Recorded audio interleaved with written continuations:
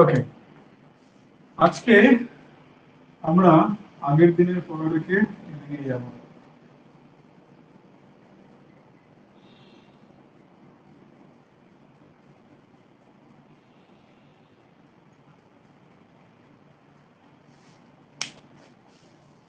ওকে, তো আমরা strength of ম্যাটেরিয়ালের গতকাল যেটা পড়েছি সেটার থেকে এবার আমরা একটু এগোবো। তো আগের দিন আমরা কি পড়েছি যে একটা বডি যদি থাকে, সেই বডির ওপর যদি বাইরে থেকে লোড আসে, তাহলে বডির মধ্যে একটা রেজিস্ট্যান্স ফোর্স তৈরি হয়, সেটাকে আমরা বলি হচ্ছে স্ট্রেস। তাহলে স্ট্রেস কে আমরা মাপি কিভাবে? মাপি হচ্ছে যে resistance force per unit area. ঠিক আছে? এবং সেটা যেহেতু রেজিস্ট্যান্স ফোর্সটা আমরা ভেতর দিয়ে মাপতে পারি না, তাই বাইরে যে পরিমাণ ফোর্সটা অ্যাপ্লাই করি তার মানটাকেই আমরা ধরে নিই, তাহলে পি বাই এ হয়ে যায়। ওকে, এবার ঘটনা হচ্ছে যে এই যে স্ট্রেসটা যেটা আসে, সেটা এই যদি আমাদের বডি হয়, যে কোনো বডিতে যদি এই স্ট্রেসটা আসে, তাহলে সেই স্ট্রেসটা সাধারণত বডিতে যে কোনো ভাবেই আসুক না কেন, যে কোনো ভাবেই সেই স্ট্রেসটা যে কোনো ডিরেকশনে, কোনো একটা প্লেনে যে কোনো ডিরেকশনে স্ট্রেসটা আসতে পারে। কিন্তু সেই স্ট্রেসটাকে আমরা মূলত দুটো ভাগে ভেঙে, দুটো ভাবে দেখি।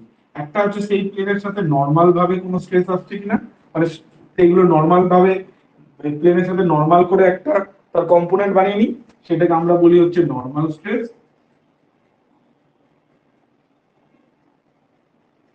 আর সেই প্লেনের সাথে ট্যানজেনশিয়ালি তার একটা কম্পোনেন্ট বানিয়ে নিই। সে যে কোনো ডিরেকশনে স্ট্রেস আসতে পারে, ঠিক আছে, এরকম এরকম যাই আসুক না কেন, কিন্তু আমরা আমাদের ইয়ে করবার জন্য, বোঝার জন্য বা কাজ করবার জন্য, আমরা বা বলতে পারি ম্যাটেরিয়াল নিজের জন্য, তার দুটো ভাগে তার তার কম্পোনেন্ট বানিয়ে, একটা হচ্ছে নর্মাল স্ট্রেস, সেটাকে আমরা সিগমা এল দিয়ে লিখি, আর একটা হচ্ছে ট্যানজেনশিয়াল স্ট্রেস।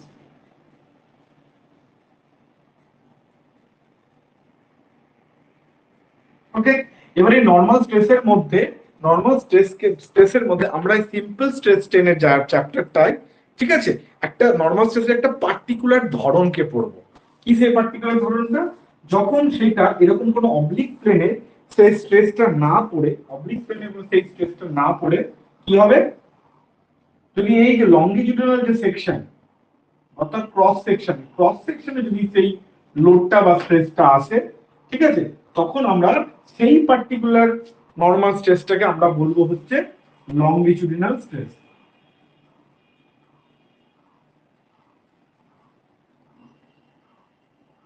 কেন কি নর্মাল? কেন কেন কি এই প্লেনের সাথে লম্ব ভাবে আসছে, সো নর্মাল।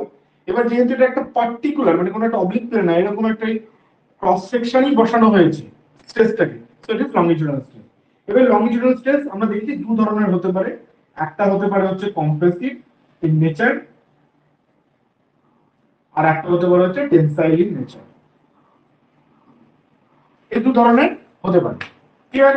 আর ট্যানজেনশিয়াল স্ট্রেস মানে হচ্ছে যদি কোনো বস্তু থাকে, সেই বস্তুর কি বলবো, এই যে প্লেন যদি হয়, এই প্লেনের ওপর যদি এরকম ট্যানজেনশিয়ালি যদি কোনো বস্তু কাজ করে, ঠিক আছে, ক্রস সেকশনের ওপর বা একদম একটা দিকে যদি ট্যানজেনশিয়ালি কোনো ফোর্স কাজ করে, তখন সেটাকে আমরা বলি হচ্ছে, সেটাকে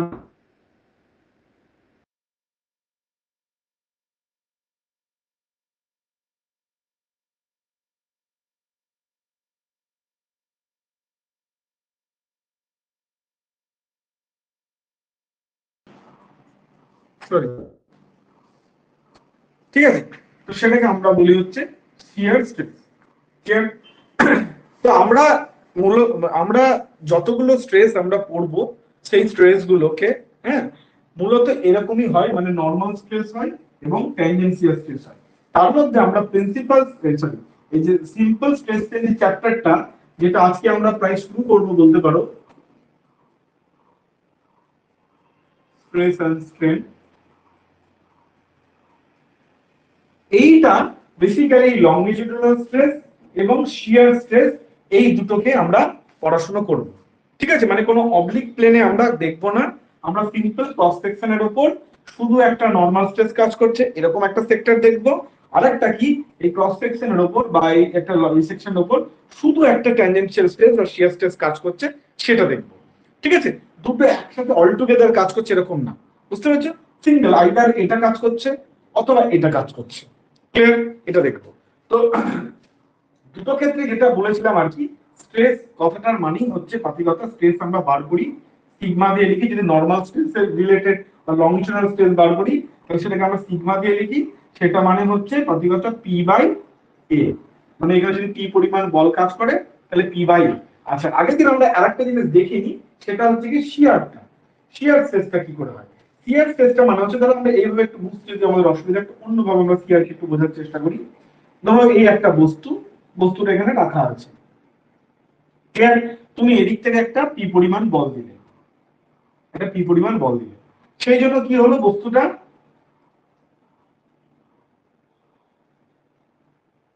এরকম করে সরে গেল। আগে এটা এ পরিমাণ ছিল, এখানে এখন এ ড্যাশে চলে এসেছে। আগে যেটা বি ছিল সেটা এখন বি ড্যাশে চলে এসেছে, ঠিক আছে।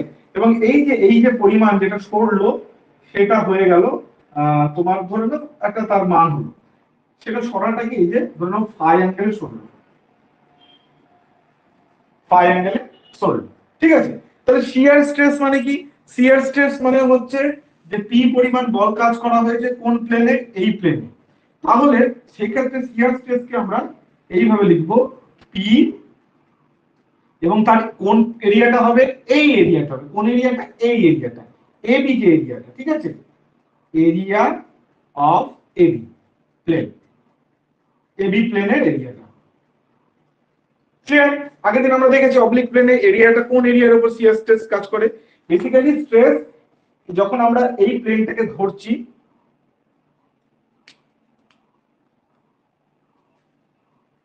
এই প্লেনটাকে যে আমরা ধরছি, ঠিক আছে, এই প্লেনের উপর লম্বভাবে পি কাজ করছে, সেই জন্য পি বাই এই এরিয়া, তাহলে এই লম্ব মানে নরমাল স্ট্রেসটা পাবো বা লংজিটিউডাল স্ট্রেসটা পাবো। আর এই যে এখানে যেটা কাজ করছে, এই যেমন এই ক্ষেত্রে যেমন এটা পি কাজ করছে বাই এই এরিয়া, তাহলে এখানে যে প্রযুক্ত যে শিয়ার স্ট্রেস হচ্ছে সেটা পাবো, ঠিক আছে, সেটা আমরা বার করলাম। ক্লিয়ার? আচ্ছা এবার বুঝতে পারছো স্ট্রেন কি, এবার এবার কথা চলে যাচ্ছে স্ট্রেন। আমরা আগের দিন পড়েছিলাম স্ট্রেন হচ্ছে নাথিং বা স্ট্রেসের, স্ট্রেন হচ্ছে নাথিং, স্ট্রেন কি, এই যে স্ট্রেসের জন্য বা বাইরে থেকে বল প্রযুক্ত হলে তার জন্য ভেতরে স্ট্রেস তৈরি হয়, এবং এই বাইরে থেকে প্রযুক্ত বলের জন্য স্ট্রেস তৈরি, এবং এই জন্য কি হয়, বডির মধ্যে একটা ডিফরমেশন ক্রিয়েট হয়। ক্লিয়ার? সেই ডিফরমেশনের মেজারমেন্টটাই হচ্ছে আমাদের কি, স্ট্রেন। ওকে, এবার যেহেতু বুঝতে পারছো স্ট্রেন তাহলে কিরকম হবে, কত ধরনের হবে, ডেফিনেটলি লংজিটিউডাল যত ধরনের স্ট্রেস আসবে ঠিক স্ট্রেন ঠিক তত ধরনেরই হবে মোটামুটি। তো বুঝতে পারছো লংজিটিউডাল স্ট্রেস যদি হয় তাহলে লংজিটিউডাল স্ট্রেন হবে, আর শিয়ার স্ট্রেস যদি হয় তাহলে শিয়ার স্ট্রেন হবে। ক্লিয়ার? আচ্ছা লংজিটিউডাল স্ট্রেন কি হয়, লংজিটিউডাল স্ট্রেন আমরা আগের দিন কালকে দেখলাম যে লংজিটিউডাল স্ট্রেনকে আমরা লিখে থাকি হচ্ছে এপসাইলন করে, সেটার মানে কি, সেটার মানে হচ্ছে ডেল এল কতটা পরিবর্তন হয় বাই অরিজিনাল লেন্থ। আর এক্ষেত্রে শিয়ার স্ট্রেসের ক্ষেত্রে বা শিয়ার স্ট্রেনের ক্ষেত্রে আমরা স্ট্রেনটাকে কিভাবে বার করি, যেখানে শিয়ার স্ট্রেনটাকে আমরা মাপি হচ্ছে এই যে ফাই অ্যাঙ্গেলে যে পরিবর্তন হলো সেটা দিয়ে আমরা শিয়ার স্ট্রেন মাপি, ঠিক আছে। তো শিয়ার স্ট্রেনকে মাপি হচ্ছে আমরা ফাই দিয়ে, and that is equal to হচ্ছে কি, দ্যাট ইজ ইকুয়াল টু হচ্ছে tan ফাই, tan ফাই, সেটা মানে কি হবে, লম্ব বাই ভূমি, তাহলে b B dash, b B dash আর এ ড্যাশ একই, বুঝতে পারছো, বাই ধরে নাও এটা আমি ও নাম দিচ্ছি, তাহলে ও, ঠিক আছে। আচ্ছা এবার যেহেতু এই ভাইটা এখানে দেখে বড় মনে হচ্ছে কিন্তু বেসিক্যালি এটা খুবই সামান্য হয়, এই ডিফরমেশনটা না অত্যন্ত সামান্য হয়। In case of phi is very low, সেক্ষেত্রে আমরা tan phi equals to phi বলতে পারি, tan ফাই কে আমরা ফাই বলতে পারি, ফাই ইকুয়াল টু হয়ে যাবে কি B B dash by O B. এবারে বি বি ড্যাশটা যদি এই বি বি ড্যাশটা যদি ধরে নাও সাপোজ টু বি একটা ডেল এল পরিমাণ হয়, সাপোজ যদি ধরো এইটুকুটা যদি এটা আগে এল ছিল, এইটুকুটা ধরো suppose to be del L ছিল, তাহলে এই যে এইটা ডিভাইডেড বাই আগের ডাইমেনশনটা, ঠিক আছে, এইটা করলে দাঁড়াবে হচ্ছে তোমার শিয়ার স্ট্রেন। ঠিক আছে, তাহলে আমরা দেখলাম কি বডির মধ্যে সিম্পল স্ট্রেস টেন চ্যাপ্টারের পর থেকে দেখলাম যে বডির মধ্যে রেজিস্ট্যান্স ফোর্স তৈরি হয় সেটাকে আমরা মাপি হচ্ছে স্ট্রেস দিয়ে। সেই স্ট্রেসটা দু ধরনের মূলত হয়, নরমাল হয় এবং ট্যানজেনশিয়াল হয়। নরমালের মধ্যে একটা পার্টিকুলার টাইপ আমরা পড়ছি, সেটা হচ্ছে লংজিটিউডাল স্ট্রেস। লংজিটিউডাল স্ট্রেস মানে হচ্ছে ক্রস সেকশনের উপর লম্বভাবে কাজ করছে, কোনো অবলিক প্লেনের উপর নয়। ঠিক আছে। এবার লংজিটিউডাল স্ট্রেস দু ধরনের হয়, compressive stress and tensile stress. আর ট্যানজেনশিয়াল স্ট্রেস আমরা শিয়ার স্ট্রেস হয়। ঠিক আছে। এবার আমরা এই সিম্পল স্ট্রেস টেন চ্যাপ্টারটা শুরু করছি। সেখানে আমরা কি পড়বো, আমরা শুধুমাত্র এই ক্রস সেকশনের উপর একটা শুধু একটা নরমাল স্ট্রেস বা লংজিটিউডাল স্ট্রেস কাজ করছে, অথবা শুধু একটা ট্যানজেনশিয়াল স্ট্রেস কাজ করছে, এরকম ধরে আমরা এই চ্যাপ্টারে এই ধরনের একটা যদি ফোর্স বা স্ট্রেস কাজ করে তাহলে বস্তুর উপর কি এফেক্টস আছে সেই নিয়ে আমরা পড়াশোনাগুলো করব। ক্লিয়ার? বুঝে গেছো আমরা কি অবধি পড়েছি আর কি পড়তে চলেছি আর একটু আগে? ঠিক আছে। আচ্ছা, এবার ঘটনা হলো যে স্ট্রেস পেলাম আর স্ট্রেন পেলাম, স্ট্রেস পেলাম আর স্ট্রেন পেলাম, দুটো টার্মিনোলজি আমরা পেলাম এখন অবধি মেটেরিয়ালের এই মেকানিক্সটা পড়াশোনা করতে। আচ্ছা, এই দুটোর মধ্যে কি কোনো রিলেশন করা সম্ভব? Is there any relationship between this two? Okay, সেটা করতে গিয়ে আমাদের কাছে আছে কি, হুকস ল।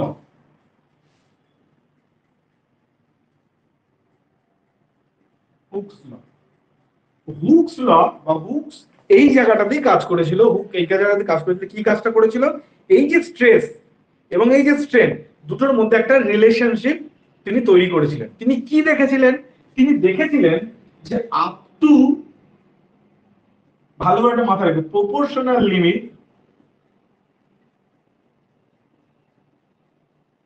আপ টু, এই নামটা ভালো করে মাথায় রাখবে, প্রপোর্শনাল লিমিট। অনেক বইতে শুধু ইলাস্টিক লিমিট বলে দেয়, কিন্তু না, actually it is proportional limit. Up to proportional limit যে স্ট্রেস হবে, সেই stress always be varies to strain. অর্থাৎ স্ট্রেস এবং স্ট্রেন সমানুপাতিক ভাবে পরিবর্তিত হবে। অর্থাৎ স্ট্রেস বাড়লে স্ট্রেন বাড়বে বা স্ট্রেন বাড়লে স্ট্রেস বাড়বে। ঠিক আছে, এটা বলেছিল হুকস ল। এবং সেটা কতদূর অবধি? আজীবনকাল অবধি না, মানে যত আনলিমিটেড তুমি স্ট্রেস বাড়িয়ে যাচ্ছ, স্ট্রেন আনলিমিটেড বেড়েই যাচ্ছে না, এরকমটা না, একটা লিমিট অবধি। সেই লিমিটটার নাম কি? সেই লিমিটটার নাম হচ্ছে প্রপোর্শনাল লিমিট। Proportional limit.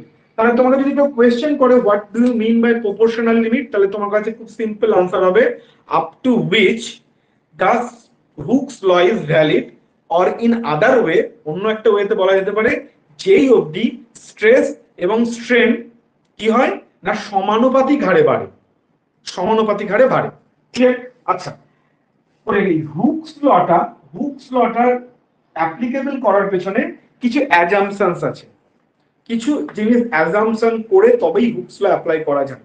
কি কি অ্যাজাম্পশনস গুলো হালকা করে একটু বলে রাখি, কেন কি কি হবে, এই অ্যাজাম্পশন গুলোতে না ছোট ছোট ছোট ছোট প্রশ্ন হয়ে যায়। লজিকটা অ্যাকচুয়ালি কি হয়, মানে স্ট্রেংথ অফ মেটেরিয়ালে দু ধরনের প্রশ্ন হয়।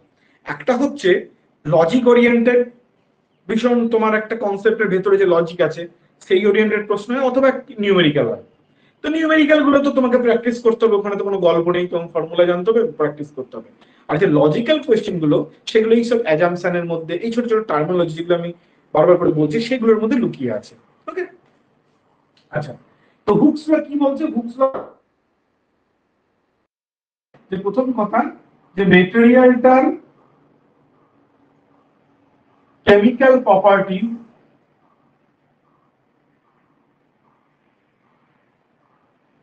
ঠিক আছে কনস্ট্যান্ট হবে। অর্থাৎ যে তুমি মেটেরিয়ালটা নিচ্ছ, যার উপর তুমি স্ট্রেস টেন লাগাচ্ছ, যে এই রিলেশনশিপটাকে তুমি ফাইন্ড আউট করছো, সেই যে মেটেরিয়ালটা, সেই মেটেরিয়ালটা সবটা মানে পাতিগত হোমোজিনিয়াস আইসোট্রপিক বলতে পারো। ঠিক আছে, সেই জিনিসটা, অর্থাৎ মেটেরিয়ালটা সব জায়গায় কেমিক্যাল প্রপার্টি, মানে সেম জিনিস দিয়ে মালটা তৈরি হতে হবে। ঠিক আছে, মানে এখানে কপার লাগিয়েছো, এখানে লোহা লাগিয়েছো, যে মেটেরিয়াল বানিয়েছো তার উপর তুমি স্ট্রেস টেন গ্রাফ করছো, সেখানে তুমি এরকম পাবে না। The total material has to be, ধরো শুধু আয়রন হলো বা শুধু তামা হলো, কপার হলো, ঠিক আছে, তো এরকম হতে হবে, মেটেরিয়াল শুধু সেম। আচ্ছা, আরেকটা জিনিস কি, 2 নম্বর হচ্ছে কোনো টেম্পারেচার চেঞ্জ হবে না, টেম্পারেচার চেঞ্জ হবে না। ঠিক আছে, মানে এই যে যখন তুমি লোডিং আনলোডিং প্রসেস গুলো করছো, ঠিক আছে, স্ট্রেস দিচ্ছ, স্ট্রেন হচ্ছে, এই জিনিসটার সময় কোন রকম টেম্পারেচার চেঞ্জ হচ্ছে না। কেন হচ্ছে না? বিকজ অফ যদি টেম্পারেচার চেঞ্জ হয়, আমরা জানি মেটালের উপর যদি টেম্পারেচার চেঞ্জ হয়, আমরা সার্ভেতে পড়েছি, তাহলে কি হয় সেটা ইলংগেট হয়ে যায়, ঠিক আছে, আবার টেম্পারেচার কমে গেলে কম্প্রেসড হয়ে যায়। So if there is temperature change, তাহলে স্ট্রেস স্ট্রেনটা কিন্তু ভ্যারি করে যেতে পারে, কারণ থার্মাল স্ট্রেস আছে, থার্মাল স্ট্রেসের জন্য থার্মাল স্ট্রেন হয়, ঠিক আছে, সেটাকে আমরা কনসিডারেশন করছি না। So there will be no temperature change during the process.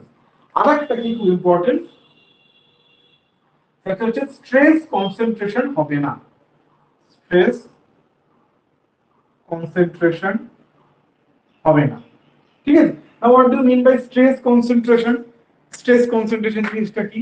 Stress concentration জিনিসটা হচ্ছে, ধরো এই আমি বললাম এই বস্তুটার উপর আমি ধরো এই স্ট্রেস বাই স্ট্রেন এটা আমি ধরো চেক করছি যে এটা বলেছে আদৌ কি ঠিক, চলো লেটস চেক ইট। তো সেই জন্য কি করবো আমরা, এখানে এটার উপর স্ট্রেস অ্যাপ্লাই করবো, মানে বাইরে থেকে বল দেবো, ভেতরে স্ট্রেস তৈরি হবে, এবং তার স্ট্রেনটাকে দেখবো কত স্ট্রেস দিচ্ছি, তারপরে কত স্ট্রেন আসছে, স্ট্রেন আনছে বা এরকম একটা গল্প সল্প দেখবো, বা কত স্ট্রেন দিচ্ছি, ঠিক আছে। স্ট্রেন আগে দিতে হয় না স্ট্রেস আগে দিতে, সেটা আমরা একটু পরে পড়ছি, ঠিক আছে, মানে সিম্পলি বোঝো। তো এবার ঘটনা কি হয়, ঘটনা হচ্ছে যে দেখছি আমরা আকাশের মধ্যে দেখলাম এটা একটা স্মুথ সারফেস, কিন্তু অ্যাকচুয়ালি এরকম স্মুথ সারফেস হয় না। কিরকম হয়? এরকম এরকম এবড়ো খেবড়ো সারফেস হয়, ঠিক আছে, এরকম এরকম এবড়ো খেবড়ো সারফেস হতে পারে, ঠিক আছে, উপরের সারফেসটা। ওকে, তো এই তখনই এবড়ো খেবড়ো টাইপের সারফেস হবে, তখন কি হয় আমরা কি জানি, স্ট্রেস মানে হচ্ছে লোড বাই এরিয়া। ওকে, এবার একটা জিনিস খেয়াল করে দেখো, এই যে এই জায়গাটার এরিয়া একটু বড়, আবার এই জায়গাটার এরিয়া ছোট, এই জায়গাটার ক্রস সেকশন এরিয়া বড়, এই জায়গাটার ক্রস সেকশন এরিয়া ছোট, ঠিক আছে। তাহলে কোনোটাই এ যদি বড় হয় তাহলে সেখানে স্ট্রেস কমে যাবে, আবার কোনো জায়গায় এ যদি ছোট হয় তাহলে স্ট্রেস বেড়ে যাবে, ঠিক আছে। তাহলে যে যে জায়গাগুলোতে এরিয়া ছোট সেই সেই জায়গাতে কি হচ্ছে, স্ট্রেস বেড়ে যাচ্ছে, ঠিক আছে। তাহলে এই যে স্ট্রেসের কোনো একটা সেকশনে স্ট্রেসের হুট করে বেড়ে যাওয়া, এটাকে বলা হয় হচ্ছে স্ট্রেস কনসেন্ট্রেশন। কনসেন্ট্রেশন মানে গাঢ় হয়ে যাওয়া, বুঝতে পেরেছো, কনসেন্ট্রেট করে যাওয়া, ক্লিয়ার। তাহলে স্ট্রেস কনসেন্ট্রেশন না হয়, দ্যাট মিন্স কি বলতে চাইছো ভাই, তোমাকে যে মেটেরিয়ালটা নিয়ে পড়ছো তার উপরে সারফেস যেন স্মুথ হয়, বাকি কথা, যাতে সেকশন ভ্যারিয়েশন না থাকে, ঠিক আছে, সেকশন ভ্যারিয়েশন না থাকে, তাহলে তুমি এই রিলেশনটা পাবে। সেকশন ভ্যারিয়েশন থাকলে কিন্তু এই রিলেশনটা পাবে না, কারণ কোনো এক জায়গায় স্ট্রেস কনসেন্ট্রেট করে দেবে, ক্লিয়ার। তাহলে এই কথা হচ্ছে মোটামুটি আমাদের হুকস ল এর অ্যাজাম্পশন, আশা করি বুঝে গেছো। এবার হুকস ল থেকে আমরা কিছু ইন্টারেস্টিং জিনিস পাই। উনি তো একটা করে দিল, আমাদের রিলেশন দিয়ে দিল, কিন্তু রিলেশনটা দেওয়ার পরে রিলেশন থেকে আমরা অনেক কিছু জিনিস পাই। এরকম দেখো, প্রথম কথা যদি আমরা ভ্যালিডেস তুলে দিই তাহলে we will get a constant, তাহলে আমরা কনস্ট্যান্ট পাবো, তাই তো। This constant is called modulus of elasticity,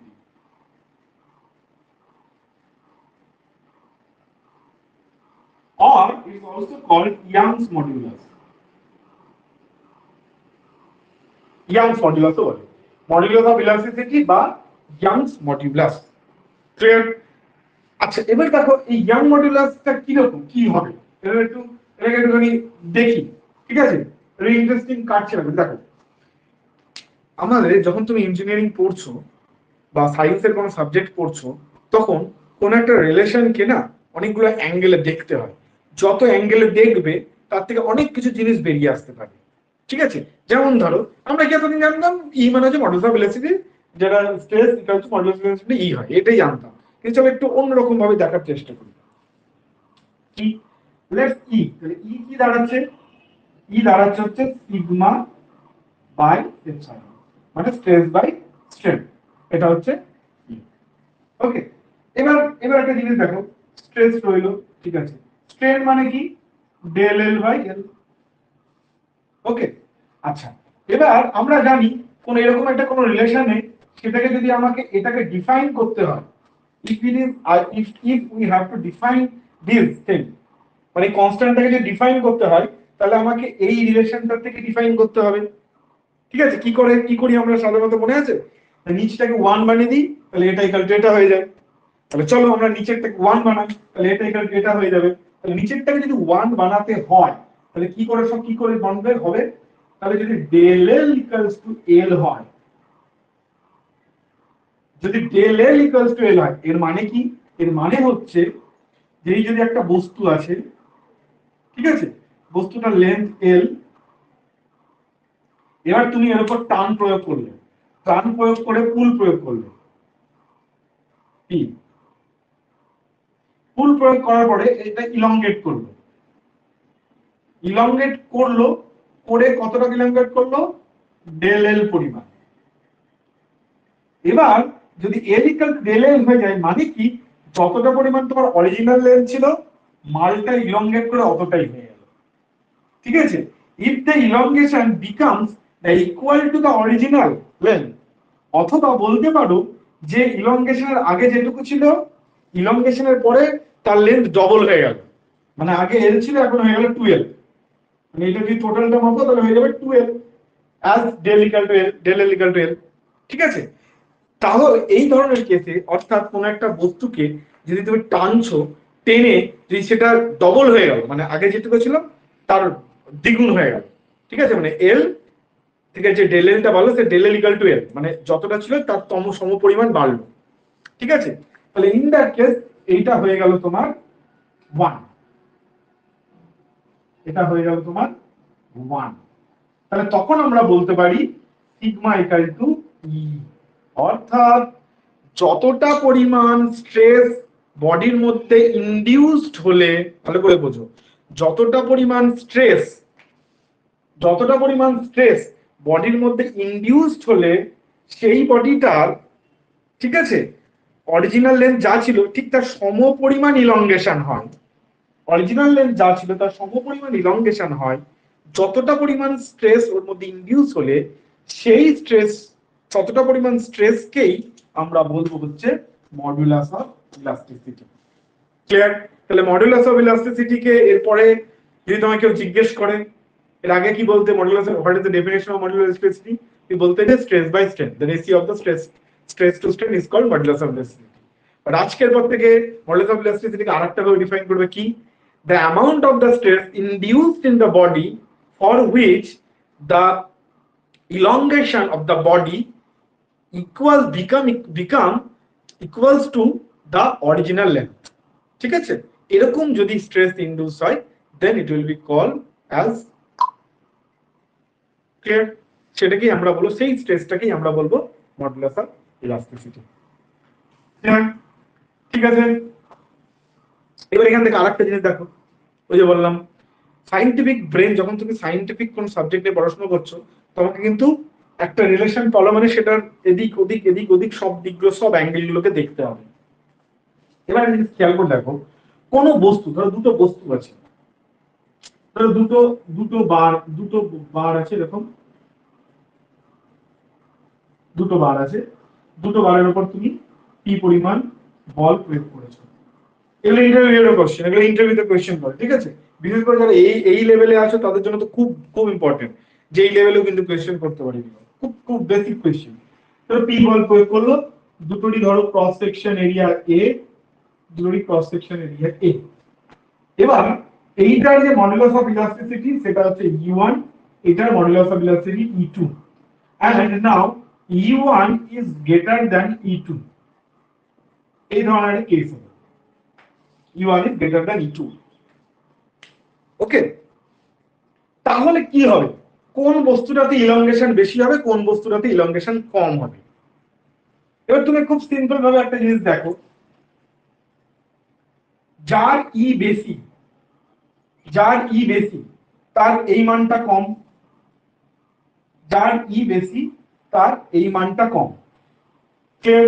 এই মানটা কম মানে কি, এই মানটা কম মানে কি, এই মানটা হচ্ছে del L by L, del L by L কমবে কখন, কখন কমবে, যদি এইটা কম হয়, তাই তো। কোনো একটা ভগ্নাংশ, ঠিক আছে, কোনো একটা ভগ্নাংশ কখন কমে, মান তার রিডিউস কখন হয়, যখন তার লব, মানে উপরের পার্টটা যখন ছোট হয় তখন সেই ভগ্নাংশের মান কমে যায়, ক্লিয়ার। তাহলে যদি এই মানটা যদি কম হয় তাহলে টোটাল মান যদি কমে যায় তাহলে কি হবে, এটা বেড়ে যাবে। ক্লিয়ার? অর্থাৎ কি বোঝা যাচ্ছে, যদি ডেল এল কমে যায় তাহলে ই বেড়ে যায়, যদি ডেল এল কমে যায় তাহলে ই বেড়ে যায়। ওকে, তাহলে এখান থেকে তুমি বলো কার ই বেশি, এইটা বেশি, তাহলে যদি যার ই বেশি, তার ডেল এল কম, আর যার ই কম তার ডেল এল বেশি, তাহলে del L two will be greater than del L one. তাহলে কোন বস্তু, যে তোমাকে বলে যে দুটো বস্তু আছে ভাই, একটা এটা একটা ওটা, ঠিক আছে, ধরো একটা স্টিল আছে একটা কপার আছে, ধরো সাপোজ তুমি, আমি জানি না কোনটা, ধরো বললো কেউ যে কপারের মডুলাস অফ ইলাস্টিসিটি কম, স্টিলের মডুলাস অফ ইলাস্টিসিটি বেশি, তাহলে কোন বস্তুটা বেশি ইলংগেশন করবে? তাহলে আনসার হবে যে কপার, কেন কি কপারের মডুলাস অফ ইলাস্টিসিটি কম। ঠিক আছে, বুঝতে পারছো? এটা আরেকটু ভাবে বোঝো, দেখো আরেকটু ভাবে বোঝো। আমরা একটু আগে কি বললাম, মডুলাস অফ ইলাস্টিসিটি মানে কি, যতটা পরিমাণ স্ট্রেস এলে ও অতটা মানে ওর ফুল লেন্থে ও ইলংগেশন করে, ওর যে আগের লেন্থ ছিল ততটা পরিমাণ ইলংগেশন করে। তাহলে যার ই বেশি মানে কি, তার মধ্যে তাকে বেশি স্ট্রেস দিতে হবে ফুল ইলংগেশনের জন্য, আর যার ই কম মানে কি, তাকে কম স্ট্রেস দিলেই সে ফুল ইলংগেট করে যাচ্ছে। বুঝতে পারছো? তাহলে যার ই কম তাকে কম স্ট্রেস দিলে সে ফুল ইলংগেট করে যাচ্ছে। ওকে, বুঝতে পেরেছো? তাহলে যার ই কম তার বলতে পারো ইলংগেশন বেশি হয়। এইটাকে আমরা ফ্লেক্সিবিলিটি দিয়েও অনেক সময় বলে থাকি, সেটা আমরা পরে আসছি। বুঝতে পারছো? তার ডিফরমেশন বেশি হয়, পাতি কথা, যার ই কম তার ডিফরমেশন বেশি, এই আমরা সিদ্ধান্তে এলাম, যার ই কম তার ডিফরমেশন বেশি। ক্লিয়ার? আচ্ছা, এবার আমরা এই হুকস ল থেকে একটা মাস্টার ফর্মুলা ডিরাইভ করব। মাস্টার ফর্মুলা, সেই মাস্টার ফর্মুলা দিয়ে আমাদের স্ট্রেস স্ট্রেনের যতগুলো কেস আছে, ভ্যারিং সেকশন, এই সেকশন, ওই সেকশন, সব কিছুর গল্প এই মাস্টার ফর্মুলা থেকে হবে। So let's derive the master formula.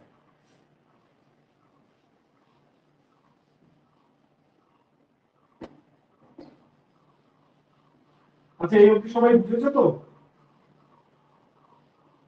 আচ্ছা, মাস্টার ফর্মুলাটা করে তারপরে আমি জিজ্ঞেস করবো ঠিক আছে, ঠিক আছে?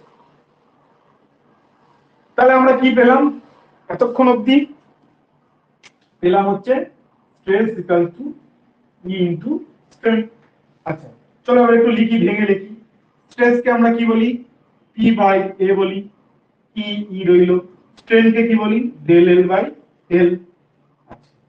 তাহলে এবার কি, এবার যদি আমি ডেল এল কে একটু বার করি, ডেল এল তাহলে কি হবে, এল উপরে চলে যাবে, তাহলে হয়ে যাবে পি ইনটু এল, আর ই নিচে চলে আসবে, তাহলে হয়ে গেল A into E. This is the master formula for all the questions. এইটা মাথায় রাখো, তোমাকে বারবার বলছি এই ফর্মুলাটা মাথায় রাখবে, হাজার রকম ফর্মুলা মাথায় রাখতে যাবে না। এবং আমিও যখন পড়াবো না তোমাদেরকে, ঠিক আছে, এরপরে যেগুলো পড়বো, আমি কিন্তু এই ফর্মুলাটাকে ইউজ করেই পড়াবো। মানে অনেক সময় দেখবে বইয়ে তোমরা যখন পড়বে, দেখবে একটা কিছু করলো, হুট করে একটা ওই ওই একটা ফর্মুলা নিয়ে এসে, মানে এটা থেকেই সব ডিরাইভ করা জিনিস, কিন্তু ওই একটা জায়গা থেকে তুলে নিয়ে আসবে। মানে এটা থেকে ধরো আরো তুমি অনেক রকম করতে পারো, এল ইকাল টু এটা বা এটা করতে পারো, পি ইকাল টু এটা, বুঝতে পারছো, যে কোনো যেটা ইচ্ছে করতে পারো। তো আমরা একদম ওসব করতে যাব না, এটা হচ্ছে আমাদের পড়ার টেকনিক। আমরা সয়েলেও দেখেছিলাম, যখন ওই যে প্রথম যে চ্যাপ্টারটা যেখানে অনেকগুলো ধরনের প্রপার্টিজ আছে, আমরা ইউটিউব ভিডিওগুলো দেখে দেবো, সেখানে আমরা একটা মাস্টার ফর্মুলা বার করে নিয়েছিলাম, মনে আমরা ওটাই রাখবো। ঠিক আছে, এখানেও তাই মনে আমরা এটাই রাখবো, এবার এটার উপরেই সমস্ত কিছু অ্যাপ্লাই করবো, and will get the result. Okay, this is the master formula. Master formula কি বলছে? বলছে যে একটা বস্তুর ডিফরমেশন কতটা হবে, সেটা হচ্ছে তার উপর প্রযুক্ত বল গুণিত তার লেন্থ ডিভাইডেড বাই তার ক্রস সেকশন এরিয়া যার উপর সেই বলটা প্রযুক্ত হয়েছে, এবং তার মডুলাস অফ ইলাস্টিসিটি। এইটা যদি করো তাহলে তুমি পেয়ে যাবে কতটা তার ইলংগেশন হয়েছে। ক্লিয়ার? কতটা ইলংগেশন হয়েছে, এটা হচ্ছে ব্যাপার। ঠিক আছে, তার মানে কি, মানে আমি আরেকটুখানি ছোট্ট করে বুঝে নিই। এই ধরো একটা বস্তু, যে বস্তুর লেন্থ হচ্ছে ধরো এল, তার ক্রস সেকশনের এরিয়া হচ্ছে সে এ, এরকম একটা বস্তু দেওয়া আছে, তার মডুলাস অফ ইলাস্টিসিটি ই, ঠিক আছে, এবং তার উপর আমি বল প্রযুক্ত করেছি পি।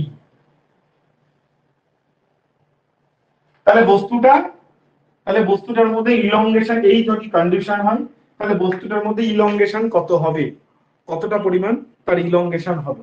তাহলে the answer will be del L equals to P into L by A into E।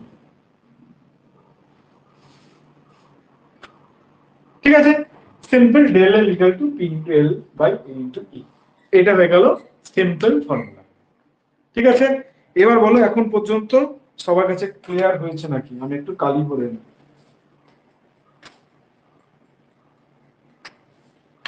বুঝে থাকলে সবাই ইয়েস বলো।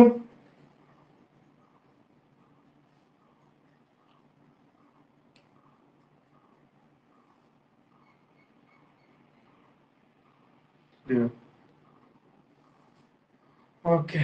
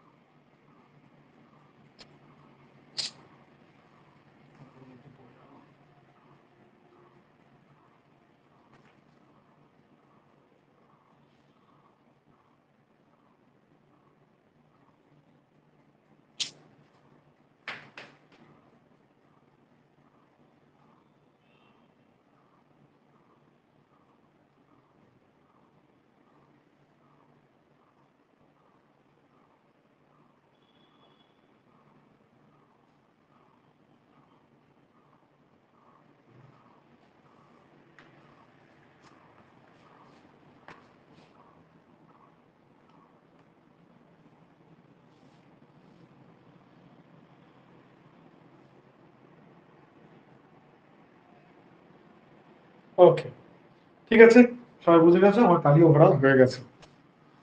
ওকে, এটা হচ্ছে আমাদের মাস্টার ফর্মুলা। আচ্ছা, এবার মাস্টার ফর্মুলার আরেকটা এক্সাম্পল দেখি চলো। Let's get an example.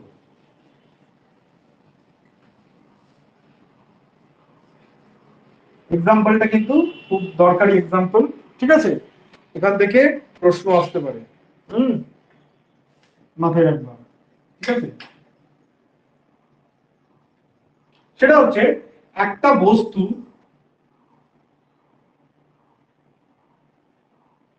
ধরো ঝোলানো আছে, উল্টো করে ঝোলানো আছে, ঠিক আছে। এবার দেখো একটা বস্তু নিজস্ব তো কিছু ওয়েট আছে, একটা ধরো বার এরকম করে উপর থেকে নিচের দিকে ঝোলানো আছে। এবার বস্তুর তো কিছুটা ওয়েট আছে, নিজস্ব কিছু ওয়েট আছে, ডাব্লু পরিমাণ ওয়েট আছে তার নিজস্ব, ক্লিয়ার। তাহলে বস্তুটার নিজস্ব ওয়েট যদি থাকে তাহলে সে নিজস্ব ওয়েটটাও তো এর উপর কাজ করবে, তার জন্য তো এর কিছু ইলংগেশন হবে, তাই না? মানে যেমন আমাদের স্ট্রাকচারে সেলফ ওয়েটের জন্য বেন্ডিং মোমেন্ট আছে, ঠিক আছে, বাঁচি বাঁচা, ঠিক একই রকম ভাবে এক্ষেত্রেও এই পুরো বস্তুটার মধ্যে তো ডাব্লু ওয়েটটা কাজ করছে, নিচের দিকে ঝোলানো আছে এরকম করে, মানে এরকম করে ধরো এটা, তাহলে এই বস্তুটার উপরে তো নিজের ওজনটা তো এর উপর কাজ করছে, তো সেলফ ওয়েটের জন্য এর কিছুটা ইলংগেশন হবে। ওকে, তাহলে সেলফ ওয়েটের জন্য ইলংগেশন কতটা হবে, চলো সেটাকে আমরা ফাইন্ড আউট করি। এটা কিন্তু একটা ইম্পর্টেন্ট জায়গা, ঠিক আছে। আমরা কি করে করব, আমাদের কাছে মাস্টার ফর্মুলা আছে, মাস্টার ফর্মুলা দিয়ে আমরা এই সলভ করে দেখি হচ্ছে কিনা। ওকে, চলো চলো ধরে নিই, খুব সিম্পল, খুব সিম্পল ভাবে আমরা করব, খুবই ইজি ভাবে।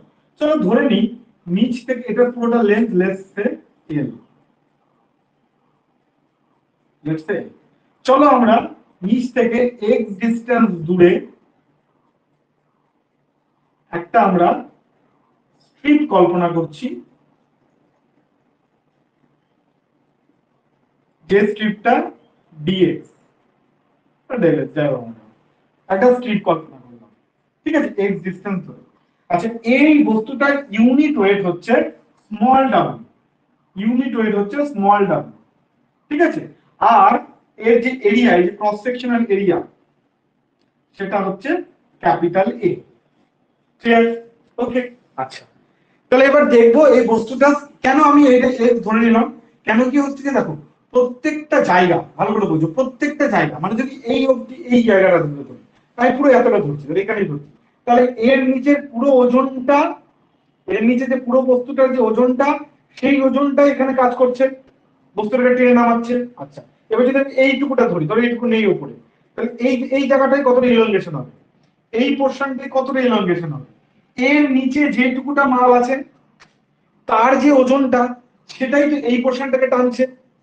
ক্লিয়ার? একদম এইখানে যে পোর্শনটা আছে তাকে কে টানছে, এর নিচে যে পুরো মালটা আছে সেইটা পুরো টানছে। এই সেকশনটাতে কতটা টানছে, এর নিচে যতটা ওজন আছে পুরো ওজনটা একে টানছে।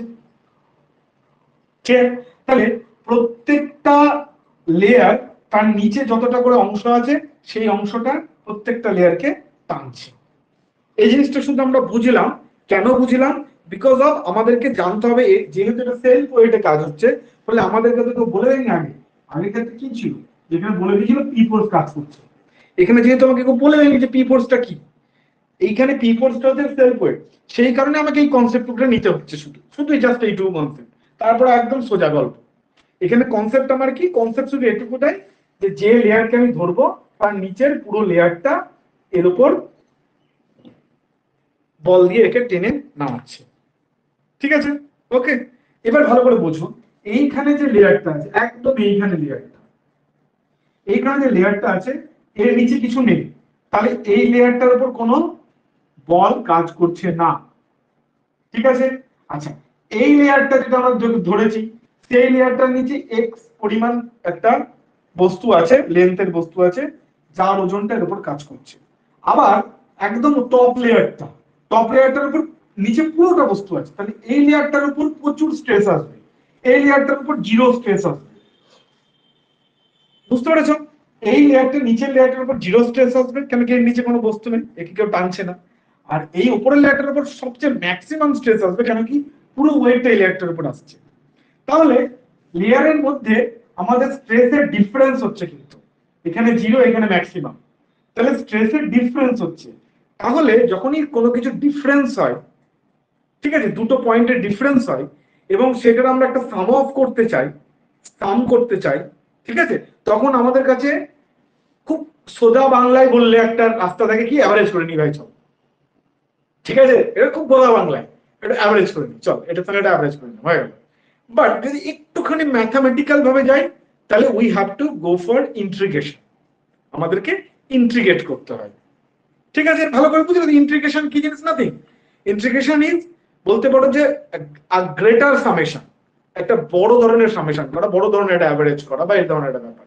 ঠিক আছে? ওকে, ছোট ছোট ছোট ছোট অংশগুলোকে ইন্টিগ্রেট করে কত আসছে সেটা বার করা, আর যেটা আমরা অ্যাভারেজ করেও করতে পারি। ঠিক আছে, চলো এবার আমরা সেই জিনিসটাই করব। সেই কারণে আমরা কি করেছি, এক্স ডিসটেন্স ধরে একটা ডিএক্স আমি মান নিয়েছি। ওকে, আচ্ছা এবার চলো এখানে আমি বসাবো, আমরা বার করতে চলেছি del L, that is equal to হচ্ছে পি ইনটু এল। আচ্ছা এখানে পি, পি মানে কি, ফোর্স, কতটা ফোর্স অ্যাপ্লাই হচ্ছে। আচ্ছা আমরা বলছি কি ডেল এক্স লেয়ারের জন্য ধরেছি, তাহলে ডেল এক্স লেয়ারের নিচে কতটা মাল আছে, এতটা মাল আছে, তাহলে এতটা মালের ভলিউম কত, x into a, x into a cross section, তাহলে এতটা ভলিউম, আর এর ইউনিট ওয়েট আমি ধরে নিয়েছি আগে, সেটা হচ্ছে স্মল ডাব্লিউ, তাহলে এইটা হয়ে গেল তার ওজন। এই ডেল এক্স লেয়ারটার নিচে এতটা মাল আছে, তার ওজন হচ্ছে এটা, তার লেন্থ ইনটু তার এরিয়া, তাহলে ভলিউম হয়ে গেল ইনটু ইউনিট ওয়েট, তাহলে এটা হয়ে গেল তার ওজন। ওজনটাই হচ্ছে তার, সেলফ ওয়েটটাই হচ্ছে তার, তার উপর কৃতকার্য বা সরি তার উপর প্রযুক্ত বল, বল পেয়ে গেলাম, তার মানে পি আমরা পেয়ে গেলাম, this is P, nothing but P. Now L, L মানে কি, এল কি, এল হচ্ছে কোন লেয়ারটার উপর আমার কাজ করছে, এল হচ্ছে কোন লেয়ারটার উপর কাজ করছে, এই তাহলে এখানে আমার ডিএক্স লেয়ারের উপর আমার কাজ করছে, কেন কি এখানে আমরা কি করলাম, পি বস্তু দিয়েছিলাম, পি, পি ফোর্সটা কার উপর কাজ করছিল, এল এর উপর কাজ করছিল, তাই তো। তাহলে এখানে আমার এই যে এই ওজনটা কার উপর কাজ করছে, এই লেয়ারটার উপর, এই যে ডিএক্স লেয়ারটার উপর কাজ করছে, তাহলে এল কত হবে, আমার ডিএক্স হবে, সিম্পল ব্যাপার। ওকে, নাও এ তো এই থাকলো আর ই তো ই থাকলো, দুটো তো কিছু চেঞ্জ নেই, সিম্পল এ তো এই থাকে, কিন্তু এটাকে কনস্ট্যান্ট দিতে। এবার আমরা চলো করব কি, এটাকে একটু ভালো করে লিখে নিয়ে। তাহলে দাঁড়ালো কি, আমার উপরে থাকলো হচ্ছে এ, থাকলো এ ইন্টু ই, আর রইল পরে কি এ পাশে রইল পরে হচ্ছে x into dx. Now to get the total deformation del L, এটাতে এইটুকুটা লেয়ারে, এই যে ডিএক্স লেয়ারে কতটুকু ডিফরমেশন, সেটা হচ্ছে স্মল ডেল। এবার আমি টোটালটার জন্য কতটা ডিফরমেশন হলো, তাহলে সেটা এল করবো, সেটা কি করে হবে, এ ইন্টু ডাব্লিউ বাই এই ইন্টু হচ্ছে ইন্টিগ্রেশন, ইন্টিগ্রেশন লিমিট কত, 0 থেকে এল অবধি, 0 থেকে এল অবধি x ইন্টু ডিএক্স। আচ্ছা x ইন্টু ডিএক্স এটা করলে কি দাঁড়াবে, a into E x square by 2, x square by 2, তার লিমিট 0 থেকে l। ঠিক আছে, তাহলে এটাকে আমরা আবার করি a into w by a into E. আচ্ছা x স্কয়ার মানে l স্কয়ার বাই 2 হবে, আর 0টা বাদ হয়ে যাবে, 0 বসলে 0 হয়ে যাবে পুরো মানটা, তাহলে হয়ে গেল আমাদের l square by 2, l square by 2। Clear? তাহলে আমাদের দাঁড়ালো হচ্ছে a w l square by 2 a e, so this will be the deformation। এই সেলফ ওয়েটের জন্য পুরো বারটা ডিফরমেশন কত হবে, এইটা। ঠিক আছে, পুরো বারটা ডিফরমেশন হবে এইটা। এবার চলো এই জিনিস থেকে আমরা একটুখানি আরেকটু ইজি করে নিই। আচ্ছা আমরা একটু আগে কি দেখলাম,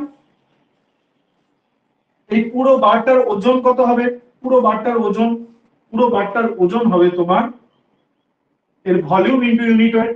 এর ভলিউম কত, a গুণিত l ইনটু ইউনিট ওয়েট, এটা হচ্ছে পুরো ওজন। ওকে, এবার দেখো এখানে কি আছে, a w l স্কয়ার, তাহলে l স্কয়ার কে আমরা l ইনটু l লিখতে পারি।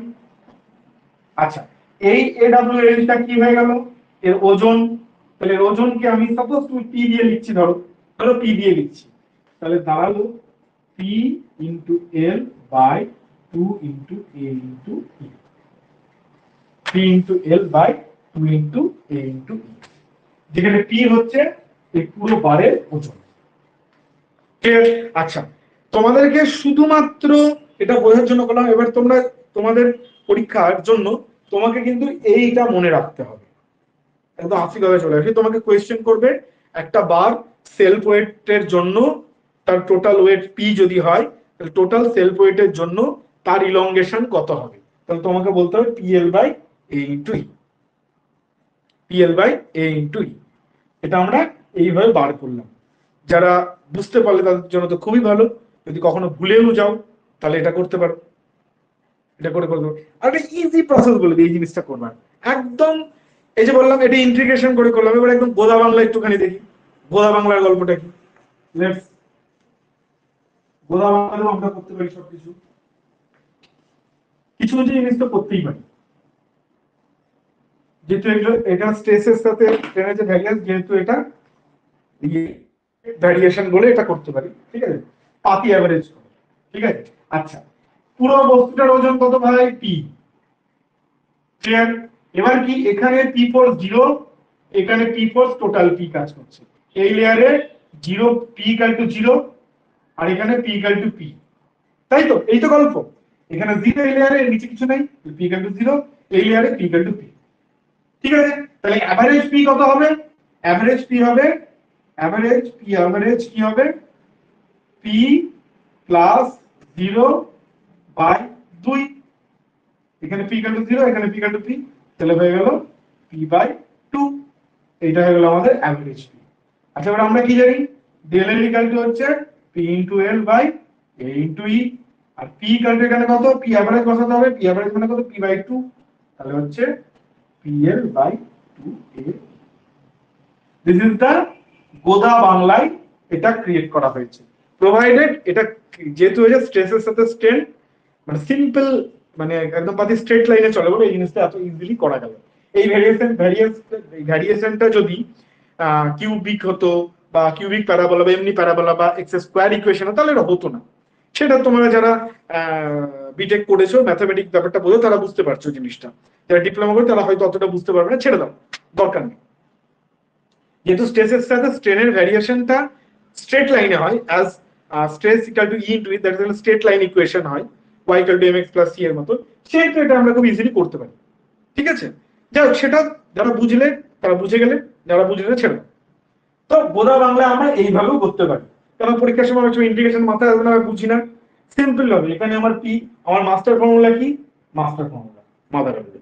সেলফ ওয়েটের ক্ষেত্রে কি হয়, এখানটায় পি ইকুয়াল টু 0, এখানে P equal two P, let's make average of P, P এর অ্যাভারেজ হলো পি প্লাস 0/2, পি/2, পি/2 বসিয়ে হয়ে গেল आंसर। ওকে, এখন হচ্ছে p/2 আর p হচ্ছে ব্যাপারটা, এটা একটু কনফিউশন হয়ে যায়।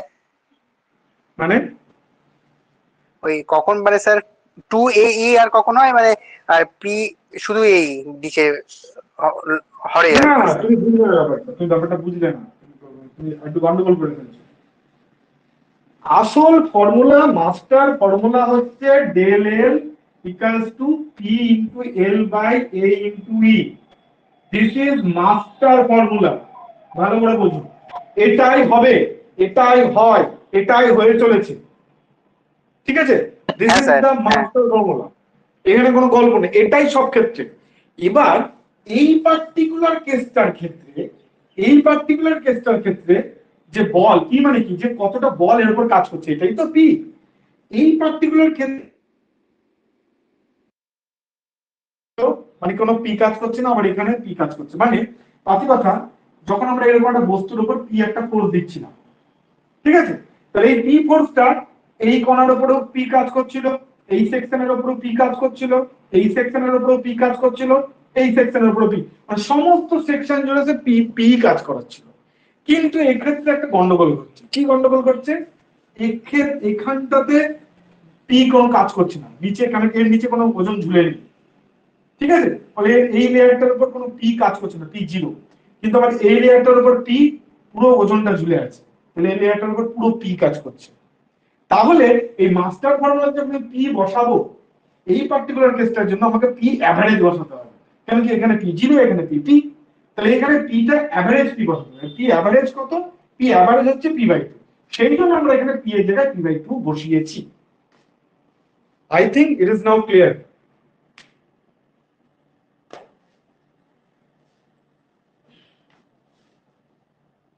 সবার ক্লিয়ার তো, ক্লিয়ার তো।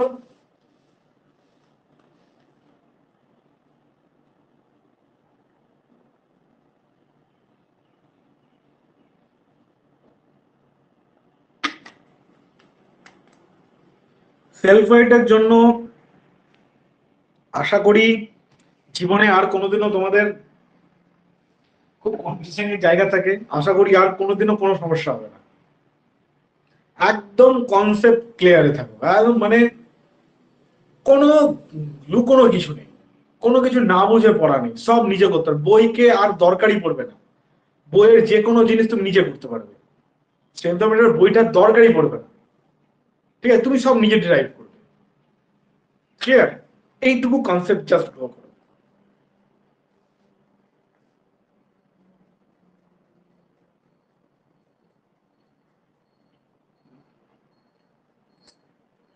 ব্যাক কি করে হবে রে ভাই,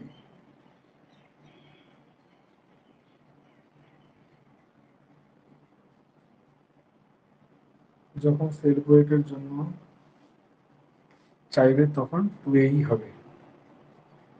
হ্যাঁ, যখন সেলফ ওয়েটের জন্য চাইবে তখন 2a। কিন্তু আমি বারবার বলছি, আমার স্টুডেন্ট যখন হচ্ছে, মুখস্থ না, বোঝাতে কনসেন্ট্রেট করো। ইরিগেশন সাবজেক্ট কিছু জিনিস মুখস্থ করতে হবে, সার্ভের কিছু জিনিস মুখস্থ করতে হবে, কিন্তু স্ট্রেংথ অফ মেটেরিয়ালের ম্যাক্সিমাম জিনিসই মুখস্থ করতে হবে না। স্ট্রেংথ অফ মেটেরিয়াল বা স্ট্রাকচার সাবজেক্টে এটাই মজা, এখানে মুখস্থটা কম হয়, বুদ্ধিটা বেশি লাগে। ঠিক আছে, এই জন্য এবার যেহেতু সাধারণত স্কুল কলেজগুলোতে কি হয়, ছেলে মেয়েদের ওই মেন্টালিটিটা থাকে না শিখবো, বা টিচার অনেক সময় অনেক ধরনের টিচার থাকে, এবার কি হয়, ওই জন্য ওই জায়গাটা ভীতি তৈরি হয়ে যায়। ওই থিওরিটিক্যাল সাবজেক্ট মুখস্থ করে হয়ে যায়, কিন্তু এই সাবজেক্টগুলোতে কি হয়, বুঝতে পারে না, ঠিক করে বোঝা যায় না, সেই জন্য গন্ডগোল হয়ে যায়, এই সাবজেক্টগুলোর মধ্যে একটা ভীতি থেকে যায়। আমার উদ্দেশ্য সেটাই, যে আমি তোমাদের এই সাবজেক্টটা দিয়ে ভীতি সরাবো। তাহলে এই হয়ে গেল আমাদের। এবার চলে এসো আমরা একটুখানি দুই একটা একটুখানি অন্য জিনিস করব। সিম্পল স্ট্রেস টেন চ্যাপ্টারে একটু আছে, এবার ভ্যারিং সেকশন আমরা নেক্সট দিন করব, আর কনসেপ্ট গুলো কিছু নেক্সট দিন করব। এবার আমাদেরকে আরো কয়েকটা জিনিস আছে যেখান থেকে আমাদের প্রশ্ন হতে পারে, সেটা হচ্ছে মেটেরিয়ালের কিছু প্রপার্টি, সাম মেকানিক্যাল প্রপার্টিজ আমাদেরকে একটু পড়তে হবে।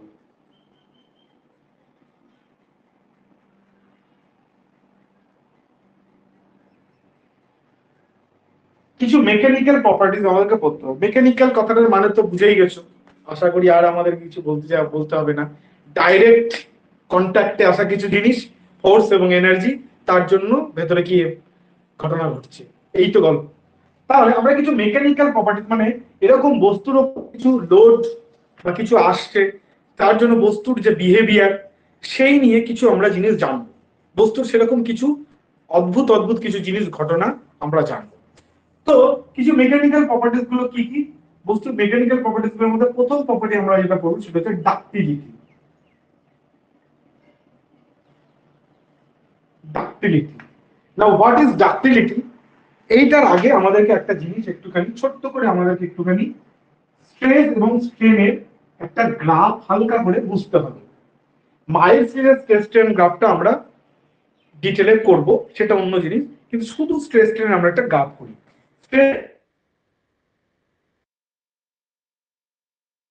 যেহেতু হচ্ছে একটা ইন্টারনাল ম্যাটার, তাহলে স্ট্রেসটাকে মেজার করা যায়, কিন্তু স্ট্রেন হচ্ছে একটা এক্সটার্নাল ম্যাটার, এটাকে আমরা চোখে দেখতে পারি, এটাকে মেজার করতে পারি।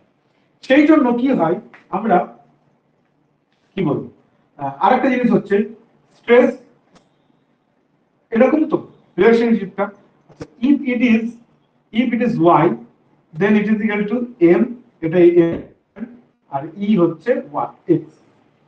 ঠিক আছে, এটা এটা দেখতে কিসের মতন?